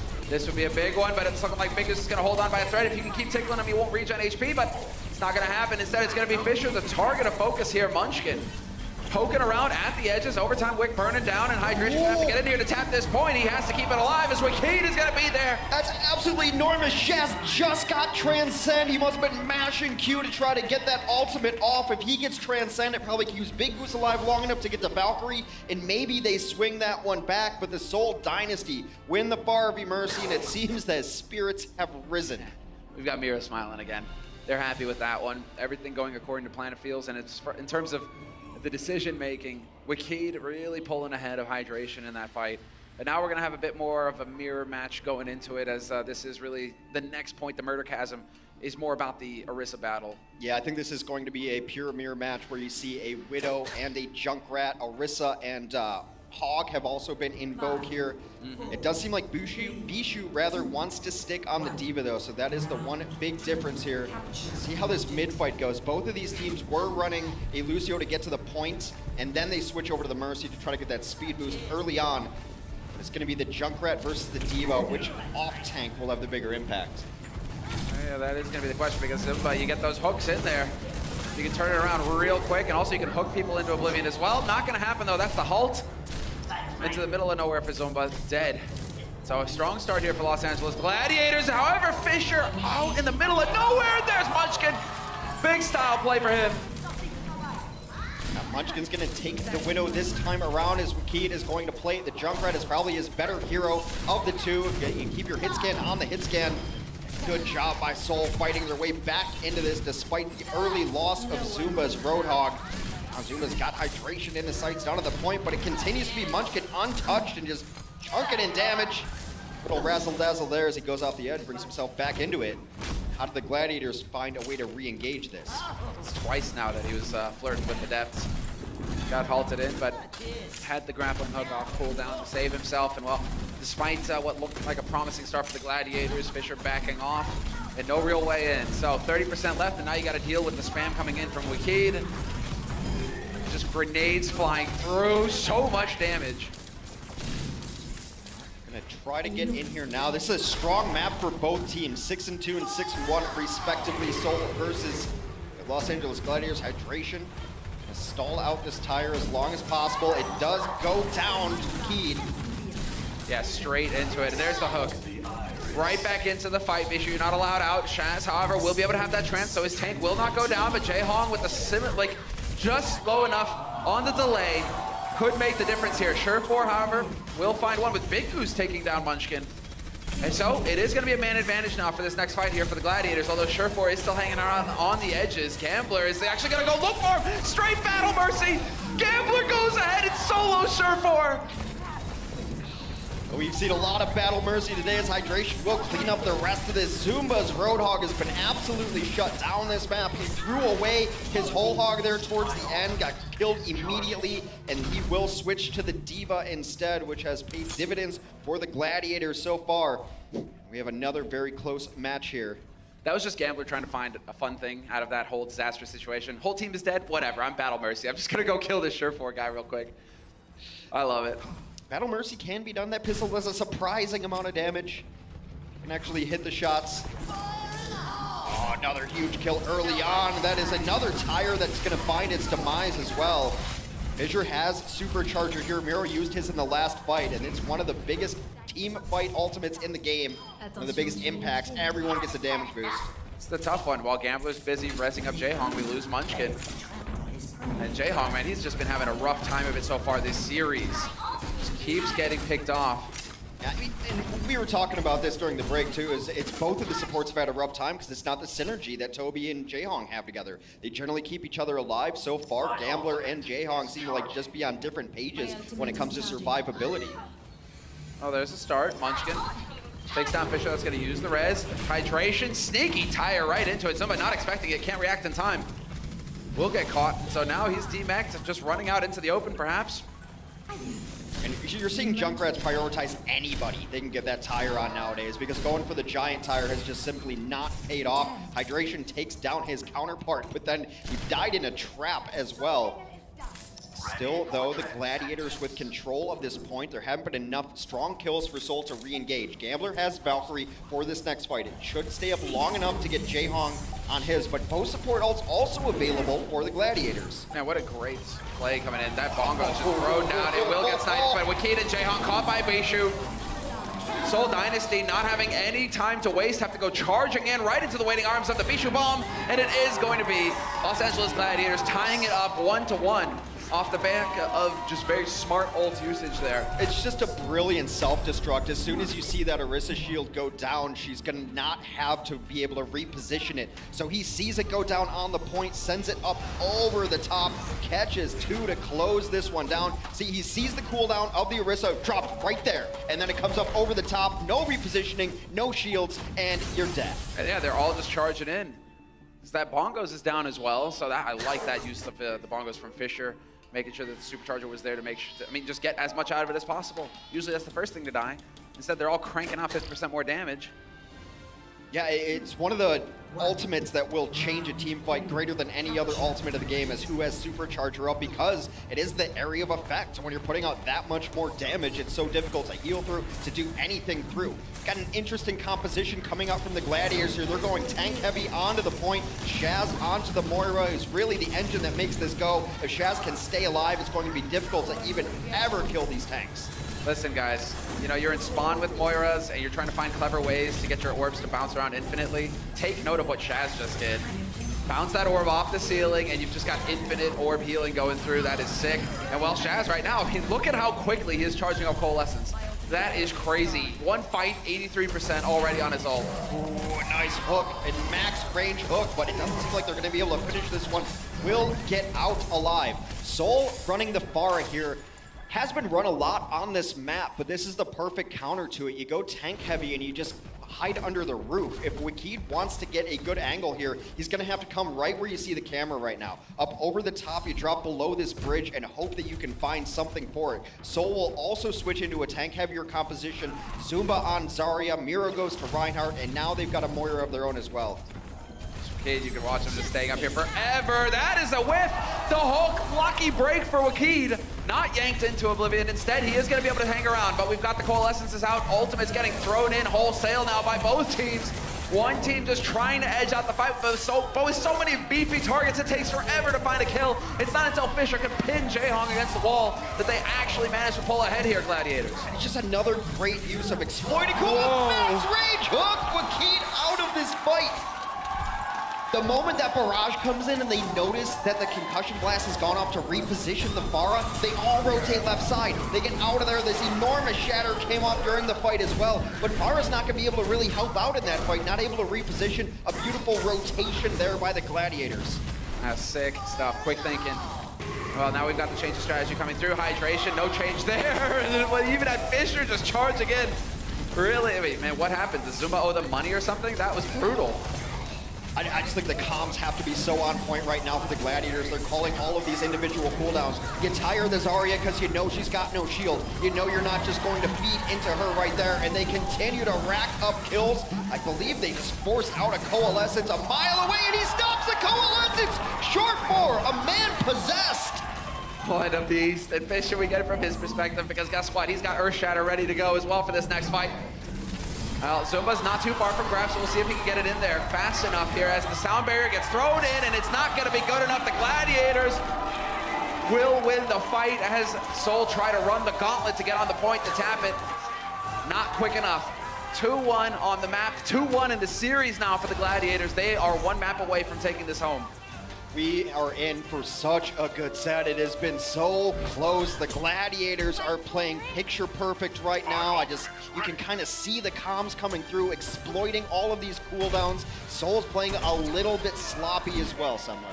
Now they're struggling right now, Seoul, whether it's communication, synergy, they're gonna have to figure it out if they want to keep alive in this series. The Overwatch League is brought to you by Omen by HP, the official PC and display of the Overwatch League. Intel, the official computer processor of the Overwatch League. And by T-Mobile, America's best unlimited network.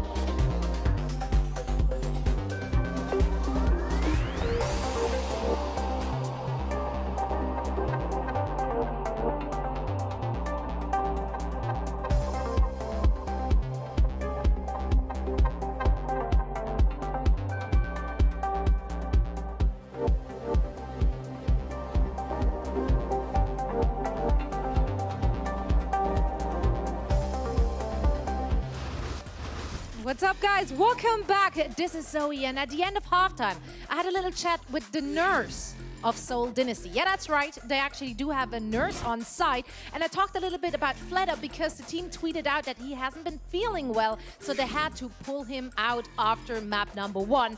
And unfortunately, it doesn't look like he will be coming back for for the rest of the evening. There we go, that was hard. So yeah, he's not feeling well, and of course the player's health is of utmost importance, so they did practice with him going into this match, and clearly they're feeling the lack of Fleda at the moment on stage, but I'm pretty sure that the Seoul Dynasty can turn this sour moment into something sweet, so put your Sour Patch Thunder... No. See, there we go. Plugging is hard, guys. Sour Patch Kids Thunder Sticks. There we go. That was also not the easiest one I ever had. Put them together, make some noise, cheer on the Seoul Dynasty. Can they bring it back in map number 4? We'll find out in just a second. Back to you guys.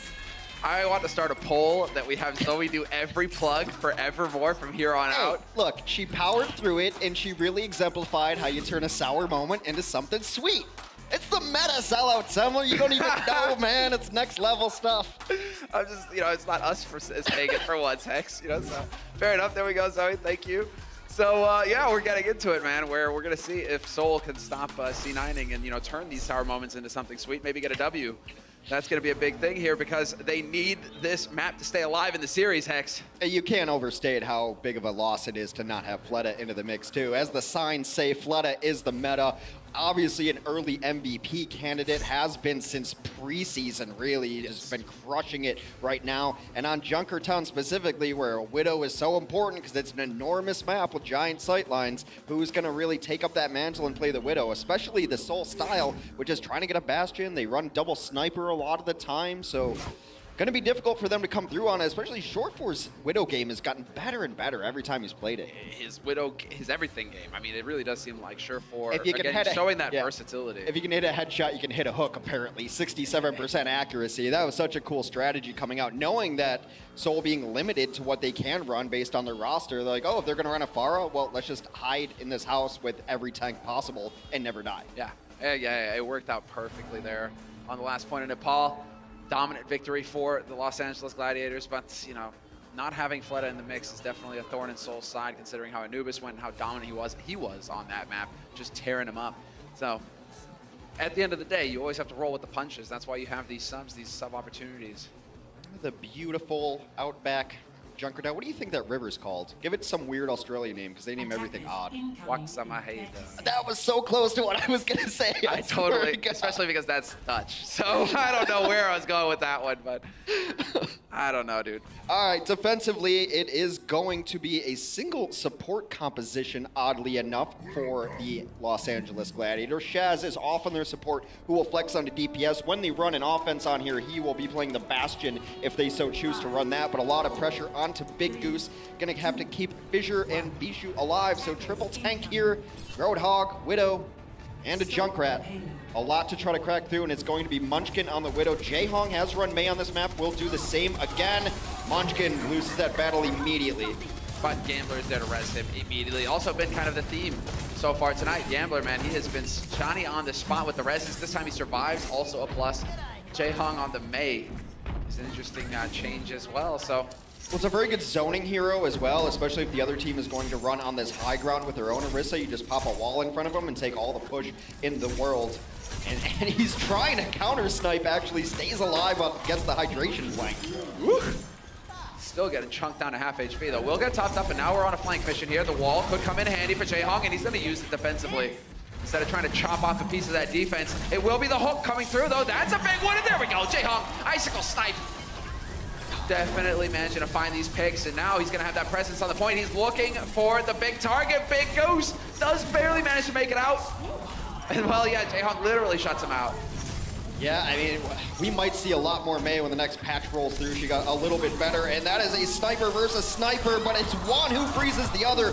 Meanwhile, though, Bishu has come alive, takes him down to himself. Dude, that is not easy. Jaehong just hits that tire with an icicle. Get out. Jaehong's still alive in this fight. Big Goose, however, can't say the same. He's done. Getting a little more in here. Blizzard is about to come up, and if they can get Bishu out of mech, they should find great value with it. So close, Bishu is so low, and Jaehong is trying to set his own platter right now. Nice pick up there. There we go. That's what we're looking for. Is flying. Well, that's something. Okay, we got the Blizzard going down as well. Now Jaehong zoning out the point. They're making a lot of free progress here. Bishu gonna get demexed as well, and Fissure is so low. The rest of them just fall, getting caught in the corner, pinned to it by Zumba. Some modern art there. Well, he got Bishu so low that eventually he jumped out of mech to try to re-mech there. That's when Jaehong tossed it in after he was done doing his flying icicle act there. Ice Cube in the sky, not something you always see. Short4 makes a switch very early on, but now he's back to the Widow here on second point. Hydration is nearing a tire, but Seoul with a great push there towards the end, and because that fight went on so long, at the end of the map, the offense is going to be in great position here, take this high ground away right away, and this is why Short4 switch very likely. What are you ever going to do against this Widow? You're going to struggle and most likely die a lot. That's probably the answer you're looking for there. Munchkin, grappling hook out. And now they've got the infra side as well. They'll be able to see through walls. Gambler finally no longer relegated to pushing the payload duty. He can get in here and try and heal his teammates up, so that's going to be good for him. Got to chase out though, and no, Fisher not going to let him get out in one piece. Zaps him to death, and Fisher just barely hanging in there. Well, the second great dive of this fight. The first was to dislodge them from the point, get them out of there, and that opened up some sightlines for Short4. He was able to get a pick off on the other side of things, and they've completely won this fight and pushed them all the way back. All that great positioning Seoul had is all for naught as the defense takes away the high ground. Now we get those support ultimates coming online here. Big Goose and Shaz, both, and well, Seoul Dynasty. I mean, Jaehong probably not wanting to change because he's still got this blizzard. Door's closed. We're closed. Come back later. 4 seconds though, quick cooldown on that wall. Let's see, hydration though, with the tire straight in. Zumba not gonna quite get D-Mech, although he is definitely going to get overwhelmed in the end by Bishu. Jaehong gets a little too greedy, a little too ahead of himself, and well, he got hydration on high ground. It's not gonna end well. Yeah, unable to see that. They have switched Wakid over to the Genji to try to deal with part of this. And again, still running a solo support. Meanwhile, the Gladiators a while ago transitioned into double support. So Gambler has a lot of pressure on him because the rest of his team doesn't really have their own self-sustain either. Mei does with the ice block. You don't necessarily always want to be using that just to heal. You want to use it when you get yourself in a bad situation. See what they can find here. Short4 takes a lot of damage early. Will survive though, that trance negating Wakid's Dragon Blade. And Fisher will eventually stomp Munchkin into the ground, so that's a feel-good moment for him. Short4 now pushing forward aggressively, looking for these targets. He knows that Wakid is holding on the right side, just wants him to peek out, but in the meantime, they've lost Gambler, Seoul Dynasty. But then they've lost the fight. Yeah, when you're running a single support like this, if you lose that support, that is just 100% over. The cleanup is just there. And Bishu is playing such a monstrous game. They're waiting on this Blizzard to get him out of mech so that it doesn't get eaten up. But he's been playing so passively. Look at that. Takes a little bit of damage, and he's back. He knows that he's what they're waiting on, and so he's just not dying. He's not giving them a chance. Well, in the meantime, we have had Seoul decide to change up the strategy. Jaehong was holding onto that Blizzard for a couple deaths, decides enough is enough. With 2 minutes left, we need to go to dive. So we will have the Discord in here, which can make the difference against these beefy tanks. It might put Fisher on notice. Munchkin swapped over to Tracer as well. He's pressuring. And while Shaz, his perspective right now is just lob orbs in at range, self-destruct, but he's got a wall to hide behind. Munchkin trying to take advantage of that though. Shaz dueling him, and Shaz gets overwhelmed. Yeah, it's not the help back there that they needed. You see, the moment that Bishu saw that there was no Mei, he tossed in that self-destruct to get a new mech because that's exactly what he was waiting for. There was no way he was getting out of mech without being forced. Tire will force Zumba out of mech. That was nicely done. He was about to lose that tire, gets it off in the nick of time. And well, Fisher, the wings are out. Gambler trying to survive, and Gambler gets canceled out again. Another wasted ultimate for Gambler. It has not been the best day for Valkyrie mode for Gambler. He's gonna try to bring this back with a blade. 2 quick kills. Oh, that's monster. Might not be enough though. Miro is alive, but he's 1v3. He's got Munchkin there trying to help him out, but it's not gonna be enough, and they have to go for yet another reset here, Seoul Dynasty. The Gladiator tank line is just dominating this game, which is a super intelligent play. I mean, who is better than Fisher? We all know the answer to that one right now, but Bishu is doing his part as well. Just being such a thorn in the side. If you could be annoying as D.Va, you're doing 80% of your job already. Definitely one of the most annoying characters, yes. Spoken like a true 76 player. Well, Miro taking a peek onto the high ground, and he is just staying on this payload. Somebody needs to get in here and challenge it. Big Goose is there to tap it, contest for a second. They're down to 3 meters here, Seoul Dynasty. And we're about to kick into overtime. Jaehong decides trance has to happen now to keep him alive, but Bishu has set up shop, and it's going to be a bit of a work here to get rid of him. A nice dueling Transcendence is on the point. It is still so close between these two teams. Wiki dies, but that was after he took down Jazz. Now a couple more kills come in. The Hydration Fist is out. This can be a good counter to the tanks on the point. Who's going to be able to kill Hydration? It's not going to be D.Va unless his bomb hits. It does! It does. Perfect. Big Goose was trying to keep him alive, keep him topped up. Big Goose now getting splattered against the wall, and they will manage to pick up the point. Seoul Dynasty, they hang in there. This time they make it work.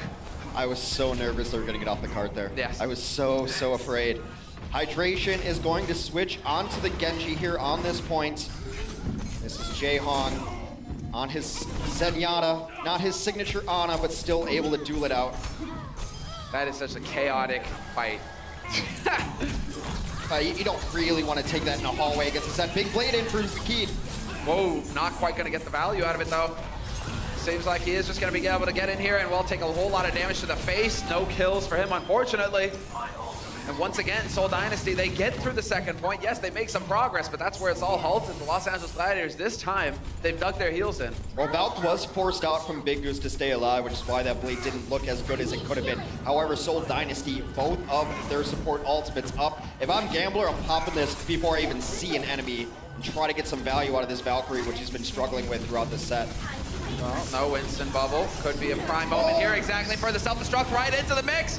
Not going to find a target, unfortunately, for him, but still, Bishu does manage to get that mech right back online. Both support ultimates popped at the exact same time from the Seoul Dynasty. That's a mistake no matter which way you cut it right there. You don't want to use both those at the same time. Blade's coming in to capitalize. Oh, there we go. Jaehong gone immediately. There's the follow-up. Hydration not going to be... He doesn't believe in sharing, doesn't care about Fisher, robs him of the kill, and Miro not going to be able to touch the payload. It is going to be Seoul Dynasty getting ground down to a halt before the third point. Communication and coordination just does not look on point between the Seoul Dynasty supports. Now, there's a situation where if you pop the Valkyrie, but then your Zenyatta gets super pressured down, which is what the Gladiators have been doing, then you have to pop Transcendence right there because you don't want to die and hope that you get resurrected and come back. So that's a situation where maybe it was correct to pop both of them, but it still doesn't look good on paper that they both pop them at the exact same time. The Gladiators' relentless pressure has been forcing these supports into uncharacteristic misplays. This is communications that fine-tuned, well, it's the mind meld. You know, it's not every day. You're not going to be able to reproduce the Jaehong Toby mind meld overnight. Right. You got to give it that. And so in these sorts of moments, perhaps that's where you see the mistakes and the pressure moments. Well, you are still playing against the likes of Fisher, who is always just going to be ramping it up on you. Super aggressive on that tank play, but then you've got Bishu's kind of the counterpoint. He plays a little more passive. He knows exactly where he needs to go. He's just looking for pressure. And then there's those moments where he's like, I see a Zen alone, and he's dead. And I got him. So Bishu's been playing a very, very good D.Va so far. Works so well with his other tank. Gladiators are going to run their pirate ship composition. Means that they're probably going to try a solo support early on. You know, right now they have 0 supports. I don't think that's the comp you want to run. At some point, Big Goose will very likely switch to a Mercy here. Shaz is their flex DPS from that support role. He does manage to change it up every now and again, true. I would love to see a 0 support comp. Actually, no, I wouldn't, because I'm going to play ladder tonight. And I don't want to see that. Yeah, no, you definitely do not want it. That's actually the worst thing to see.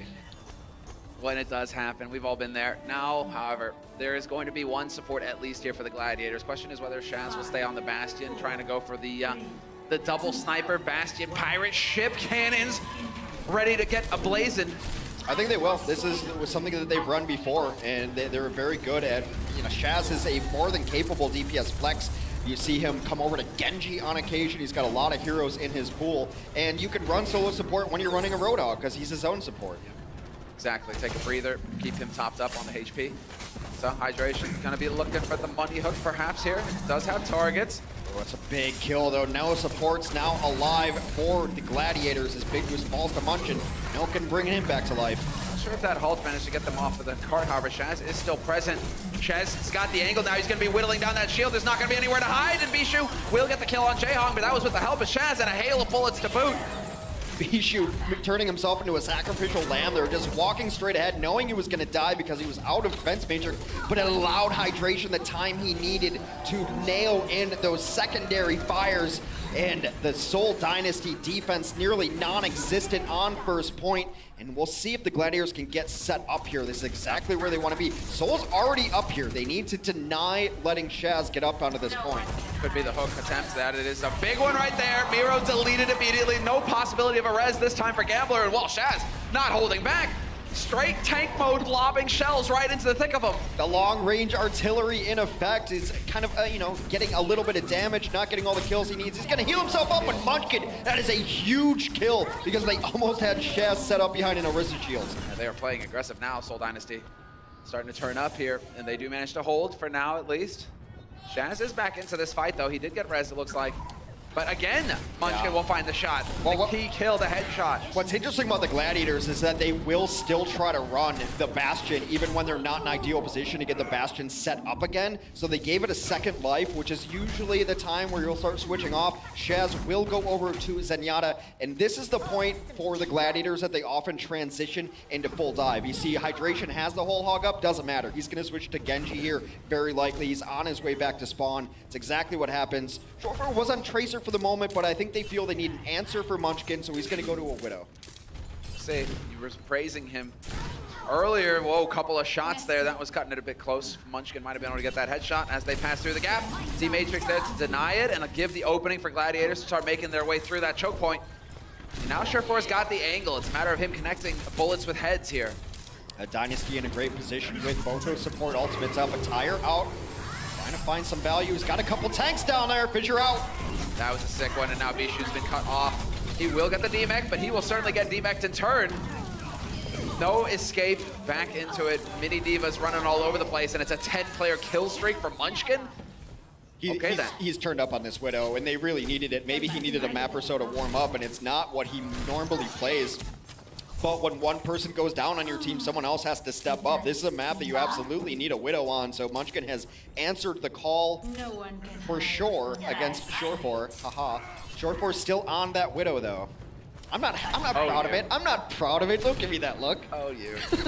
Well, Wakid, he's struggling right now. He's up in the skies. Miro has found a pretty high value target there, but decides to back off. He's got the Primal. Doesn't want to get too far away from the main fight. So they are still dancing around here. And well, he decides to go for the Primal just because he's caught Surefour again. Split off from his supports. Nobody there to help him. Gets juked though. It's Surefour with the style plays. Whole ultimate just dedicated to trying to kill Surefour. I actually don't mind it though. He buys a lot of time. He tried to go for that door, which he thought Surefour was going to go to, but it's not that big of a deal to not get the kill onto Surefour as long as he didn't die out there. It buys him a ton of time, and Seoul's been sitting on their support ults forever because they haven't needed them. You're getting these opening kills, and if you get that kill again, it's another 5 to 10 seconds you bought at the very least. So I think it's a fine trade. Well, they decided that was the time to go. Everything thrown into it here for Los Angeles Gladiators. Munchkin deletes Bishu real quick before the rematch can come through. Could get the follow-up as well. Surefour out in the open, risky business. And there it is, the tire straight onto Shaz, although Big Goose should be able to get the res. He's looking back there. Shaz, maybe not. Did use his Transcend too, so his post-Transcend, they're able to get their Soul. His defense has looked very, very good thus far. All series long. Yeah. You gotta say, they look like they're struggling to get that coordination down pat on the offense. But when it comes over to the defense, this is where Seoul, they're shining. It just seems like they're out DMing as well. And now that you know where you want to set up on defense, where it can be a little weird on offense is, you know, where's this guy going to go? Do I have to follow him? What's our engages? But defense, you have much more set positions. You know where people are going to be, and you don't move unless you are moved off of the point. And thus far, the Gladiators have not put enough pressure on them to make them uncomfortable and move. Blade available, though. Hydration could bring this back. Fissure also can cause a lot of havoc with Primal Rage. We're below 90 seconds.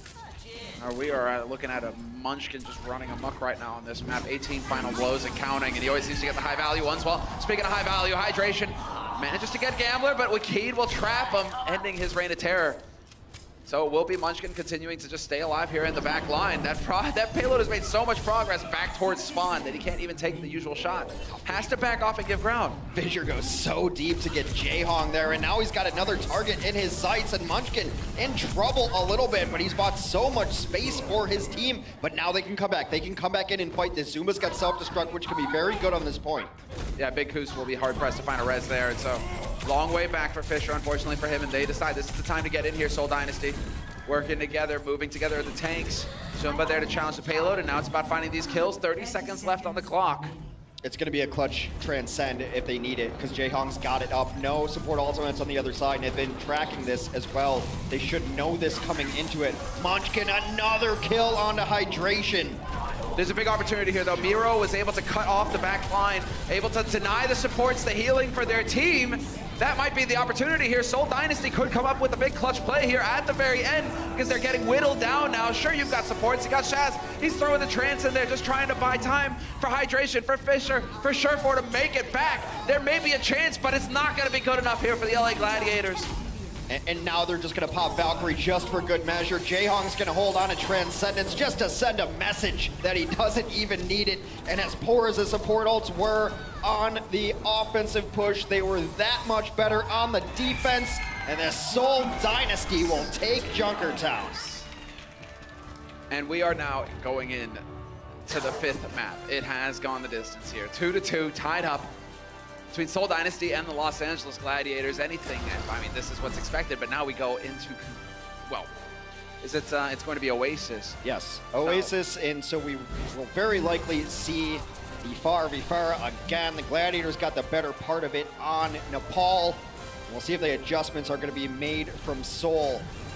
5th and final map coming up between the Gladiators and the Seoul Dynasty right after this.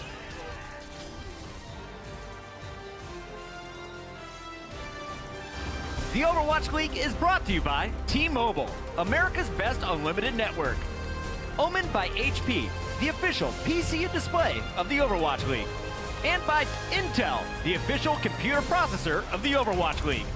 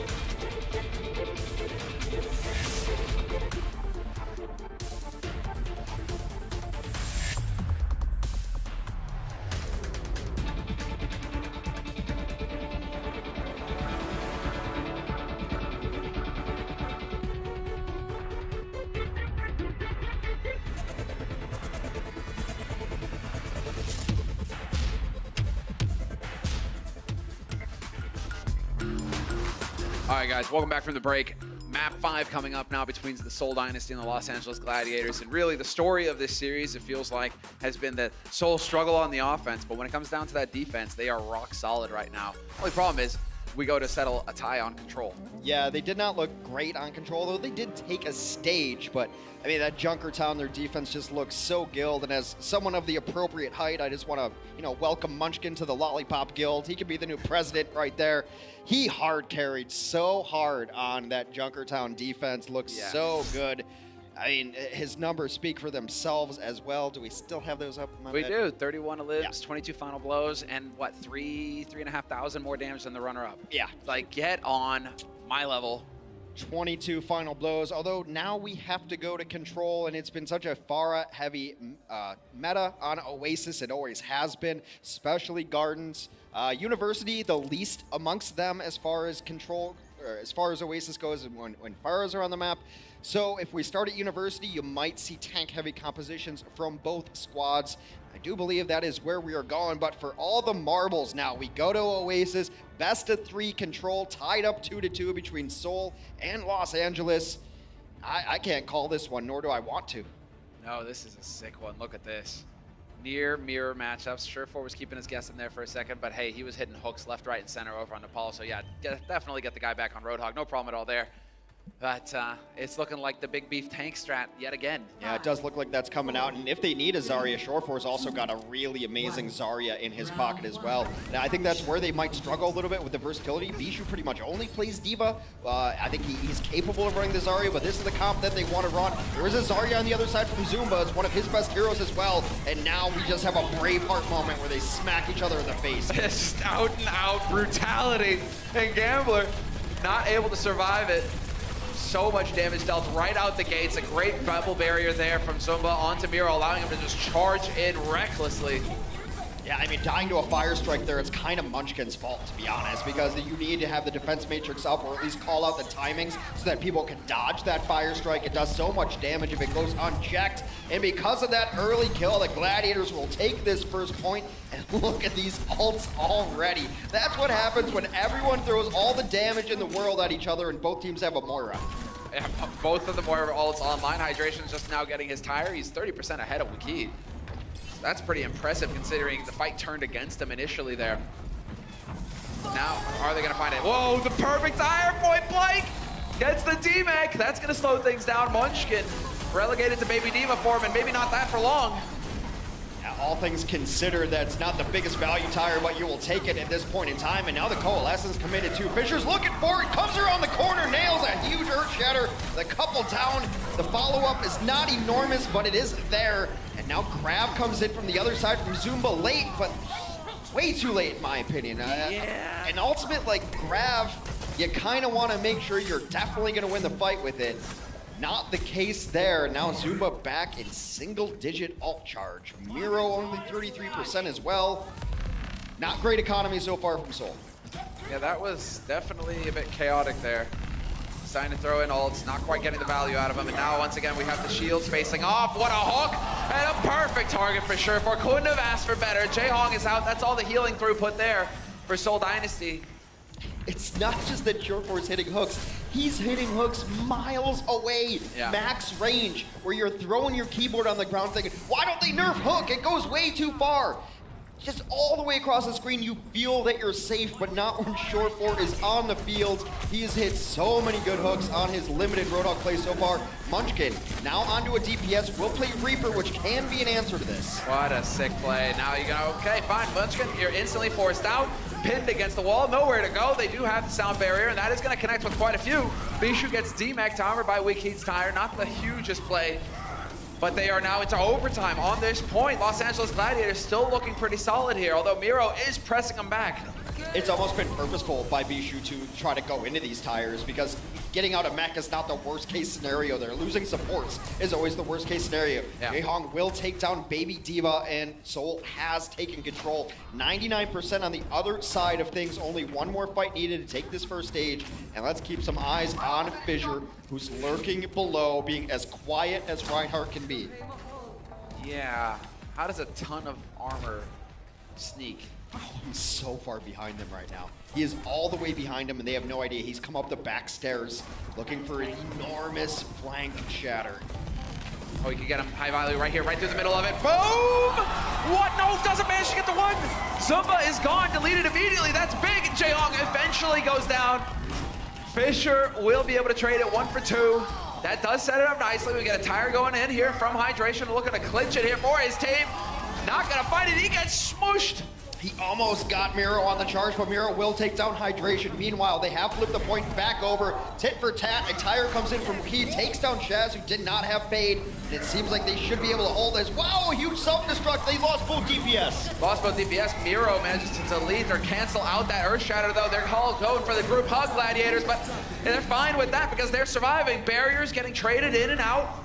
And now, once again, we're into the overtime scenario where Seoul Dynasty are battling to flip this point. They've lost their main tank and yet again failed to touch the point.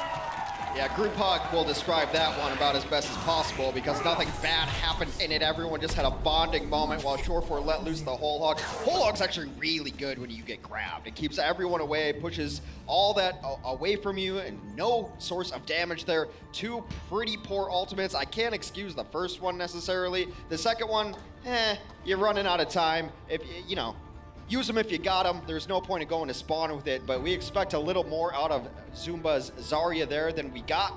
And the Gladiators, 1 stage away on Oasis from taking the set against the Seoul Dynasty.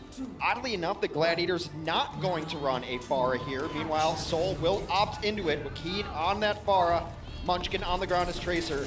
Hydration will play the Sombra on this map, of all things. Not the most standard of picks, but there is a big pack to play around in middle.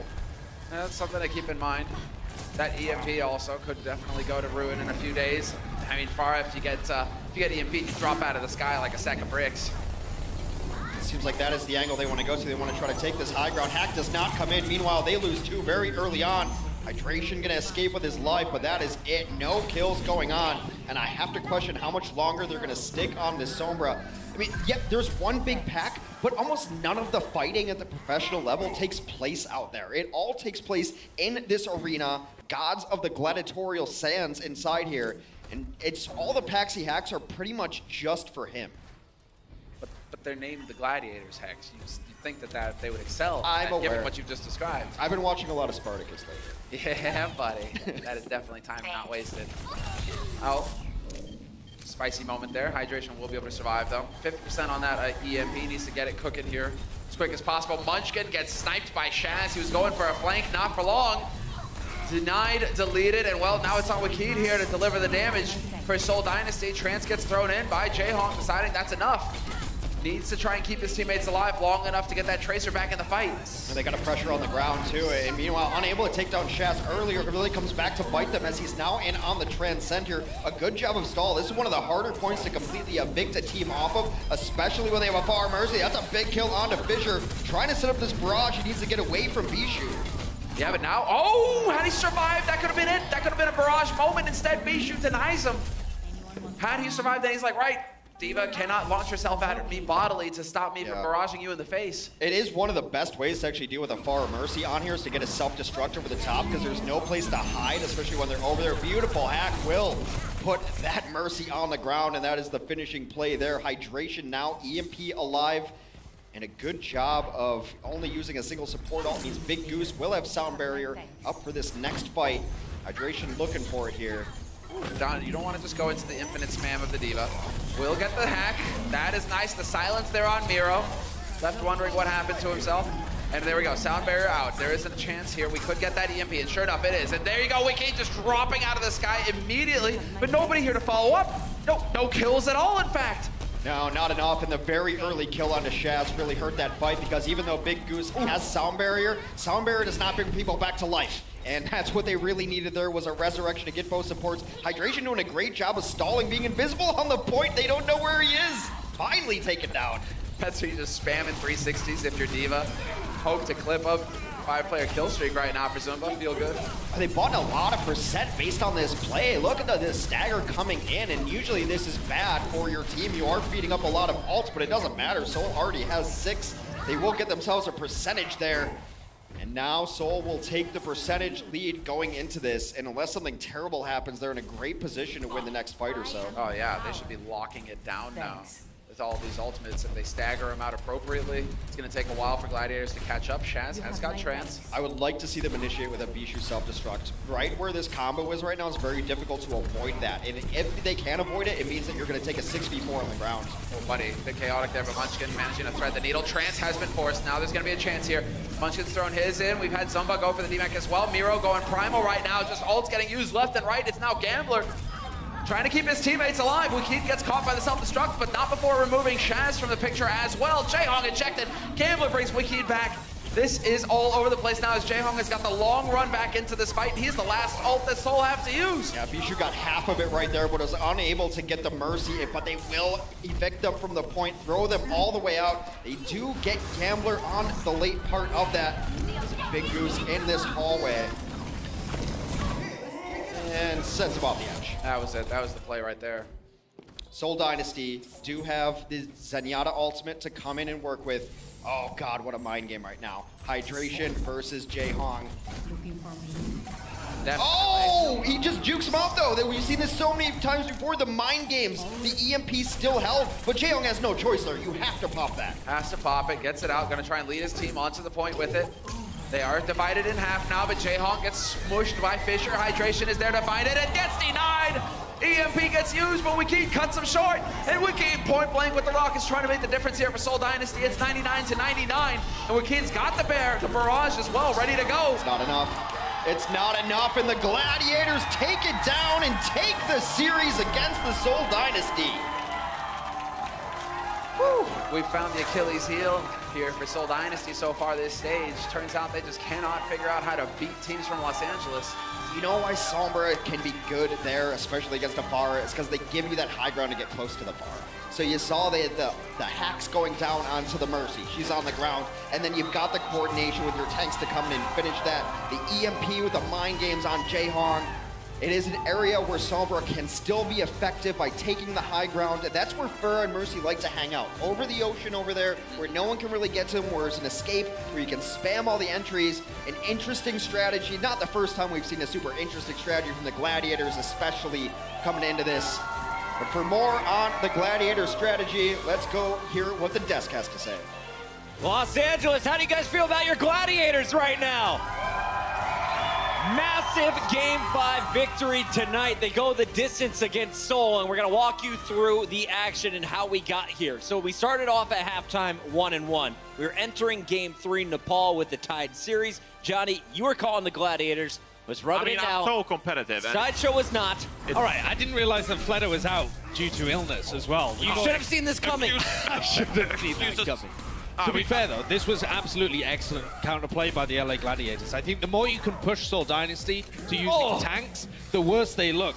They really seem to favor Zunba on the Zarya, and I don't think that's the best. When you're running triple tank v triple tank, Surefour was getting so much more work done than Zunba was. I mean, Surefour had an extraordinary game on this Road Dogg, even in the end on Oasis as well. So a huge factor to why Gladiators won this map, because it looked really dark here. They're down 1-0 on Nepal.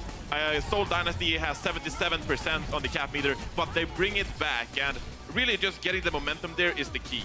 Look at that slippery movement from Gambler as well to get away. He had a lot of deaths during this series. You got to ask, would they perhaps have been better running Toby? I don't think they would have. When you look at this series overall, perhaps they would have if they'd been running Fleda. But I think that Gambler was caught out in quite a few situations, particularly when he ran had his Valkyrie. But the technical ability is definitely there. Gambler is a very good merc. Those shots from Munchkin on Junkertown is what I felt kept Seoul in this series. The Widowmaker. You're missing Fleda. Munchkin stepping up big in those shoes.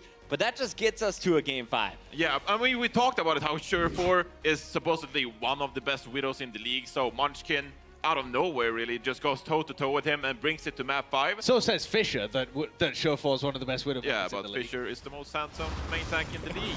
And there is no one better than Look Fisher. at that! Look at that handsome shatter! With the Reinhardt shatter. Okay, that was like godly play. That really was. He got knocked down into the pit halfway through the previous fight, snuck around. Nobody saw him whatsoever and gets a 4-man shatter there. Most handsome, most sneaky. Who is Reinhardt. the best Reinhardt in the league? I think I would go for Fisher. Yeah, I think he is the best Reinhardt in the league. Nobody's better. You guys clearly have not been watching my clips. All right, here's a look at some Big Goose clips, though. See you later, Zenyatta. Gladiators get the victory, but it wasn't a sure thing going into that Game 5. No. Sideshow, you thought your team had a chance. What happened to Seoul? Why did the Gladiators get the edge at the very end? Well, I think when you're going into Oasis and your whole game plan is tailored around playing the Pharah, particularly on the city center and gardens, and you don't have Fleder and instead you're running with Wikid, you lose some of that superstar player impact because Fleder is just incredible when it comes to the Pharah. But also they were losing some of the ground battles. I felt like although they were able to play around the Sombra fairly well, they had a bit of trouble retaking at times. And so there are still things for Seoul to work on. Well, Seoul's anti-dive in general has been pretty poor so far this season. And that's maybe one of the reasons why Gambler keeps dying. So maybe you need to protect your supports a bit better than we've seen Seoul. I was just looking at the numbers here for Seoul and who they have to face off against in the future. Currently, they're now 2-2 in Stage 3. Next week, you get a nice start against the Shanghai Dragons, but then you're playing Boston and then Philly for your third match. Those are going to be the road's about to get real bumpy for Seoul here. Yeah, that's 2 good matches for me to beat Sideshow in predictions again. I like that. I like that. Well, for now, guys, we have to crown our player of the match, sponsored by Omen by HP. He's wearing purple, and he played Sombra instead of the Pharah at the very end. Hydration showed us so many different heroes throughout these 4 games. He definitely did. And he came out with an excellent performance on the Genji here as well. Had that showing on Doomfist as well. Knocking coconuts out of the tree. And we were kind of asking why have they gone back to Hydration rather than Silk Thread. But the amount of heroes this guy can play alongside Sureform means they can essentially run every strategy, I think. Taking a look at his numbers, his Junkrat numbers were most impressive tonight. 50 elims to just 15 deaths, 29 of those final blows. And you just gotta love the versatility on the Gladiators. They also have Surefor able to play this Junkrat, so you never know what you're gonna get with the Gladiators when it comes to the DPS duos. Yeah. All right, so the question I have for you guys, looking at the Gladiators, they now improved to 3-1, right? You got Valiant, you got NYXL, you got London. You've already taken down Seoul tonight. Do they have a chance against the other 2 top teams on our overall leaderboard in London and New York XL? I think the surprise factor with the DPS duo definitely gives them a chance. I don't think that the Gladiators are necessarily the favorites going into any of those matchups, honestly. No, I would say they're the underdogs for all 3, particularly the NYXL game. I don't think they're going to be able to win that one. But with London being in a bit of a slump and Valiant looking mortal today, I think definitely the Gladiators have got an outside chance. And they need all the wins they can get because they're trying to get in the overall playoff spots. Absolutely. And let's take a look at our stage standings here as we wrap up the night. We mentioned the Valiant showing that, well, they can at least draw a game. They still haven't dropped a map here in Stage 3. They sit on top of the leaderboard at 4-0. Now, a little bit later, we're going to see the Gladiators. And Josh, you mentioned it. These guys need every single map. Only +4. You see everybody else in double digits above them. Yes, and now they're in 8th place. But they do have those 13 wins. They could overtake the Houston Outlaws. LA Valiant still catchable as well. And when you look at the division that they're in, they're really only contesting with Valiant and Dynasty.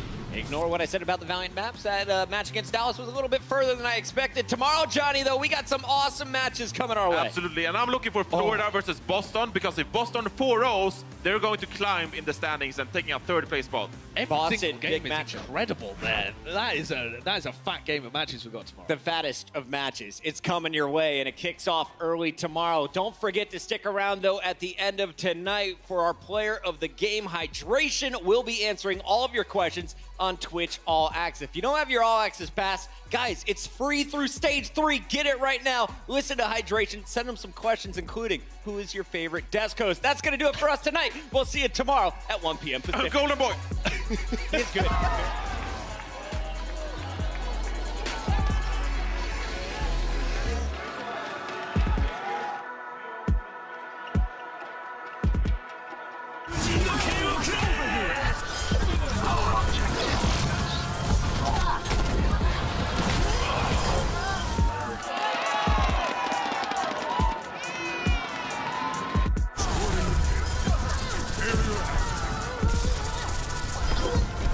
Unfortunately,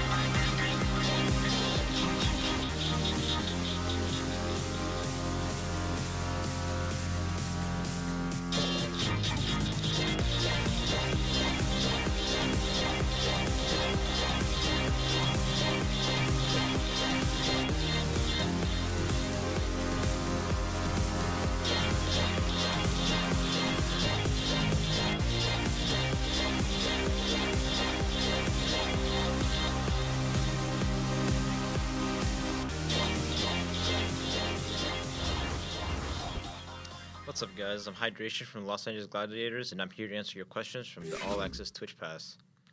So first question, we got Holographic11577. What adjustments do you have to make when switching between different projectile heroes? The biggest adjustment you have to make is just like know how fast each projectile is, and just keep that in mind whenever you're shooting the gun.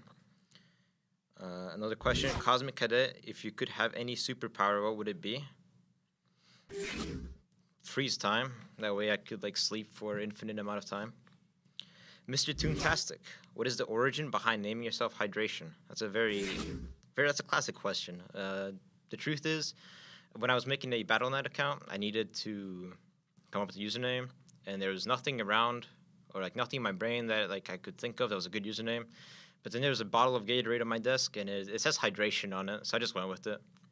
It's not the best name, but you know, it's getting there. Lucino asks, what is your favorite map type to play on?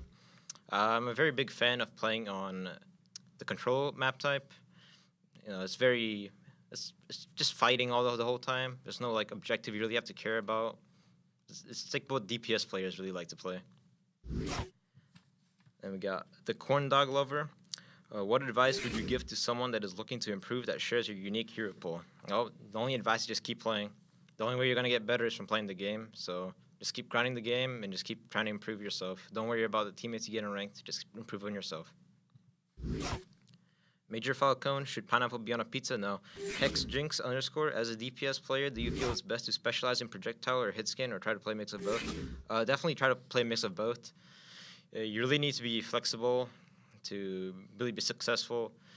A lot of times they'll counterpick you, and if you can't switch off your hero, then you're gonna lose because it's just bad.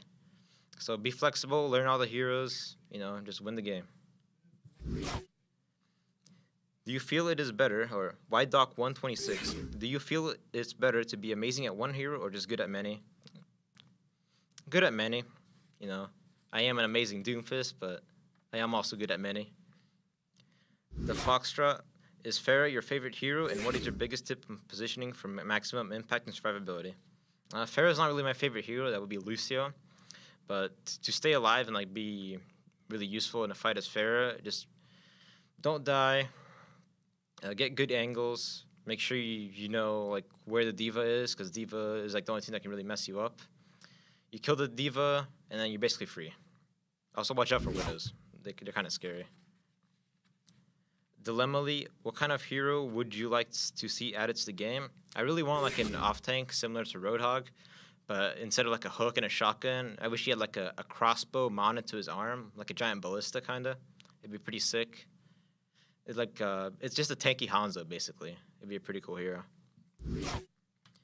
How do you avoid getting burnt out? Just don't play too much. You know, if it feels like you're getting burnt out, like just kind of relax a bit. You know, I like to play some Hearthstone on my downtime. It's a pretty fun game. Just don't overplay Overwatch too much sometimes. What is your favorite part about LA? Dark Bablino. Dark Bablino. My favorite part about LA is the food and the weather. All the restaurants that I go to is just, food is fantastic. There's so much meat everywhere. And the weather is always fantastic. It like rains like once a day, or not once a day, or once a month. Very different time. Vesky, if you could cosplay one hero from Overwatch, who would it be? Bastion. Just be a robot, because that's what I feel like I am. The Bomba Luigi. Yo, Hydration, what is your favorite animal? My favorite animal is cats. I like cats. They're nice. And they're soft. How many hours do you think that you have put into practicing Overwatch from the Pokemonster _? Probably like at least 5,000. I've been playing this game for like the past 2.5 years. Been playing since closed beta. Vanadice _ SLT. How do you manage Genji's ultimate? What's the best situation in your opinion to use it? There's never a good situation to use that thing.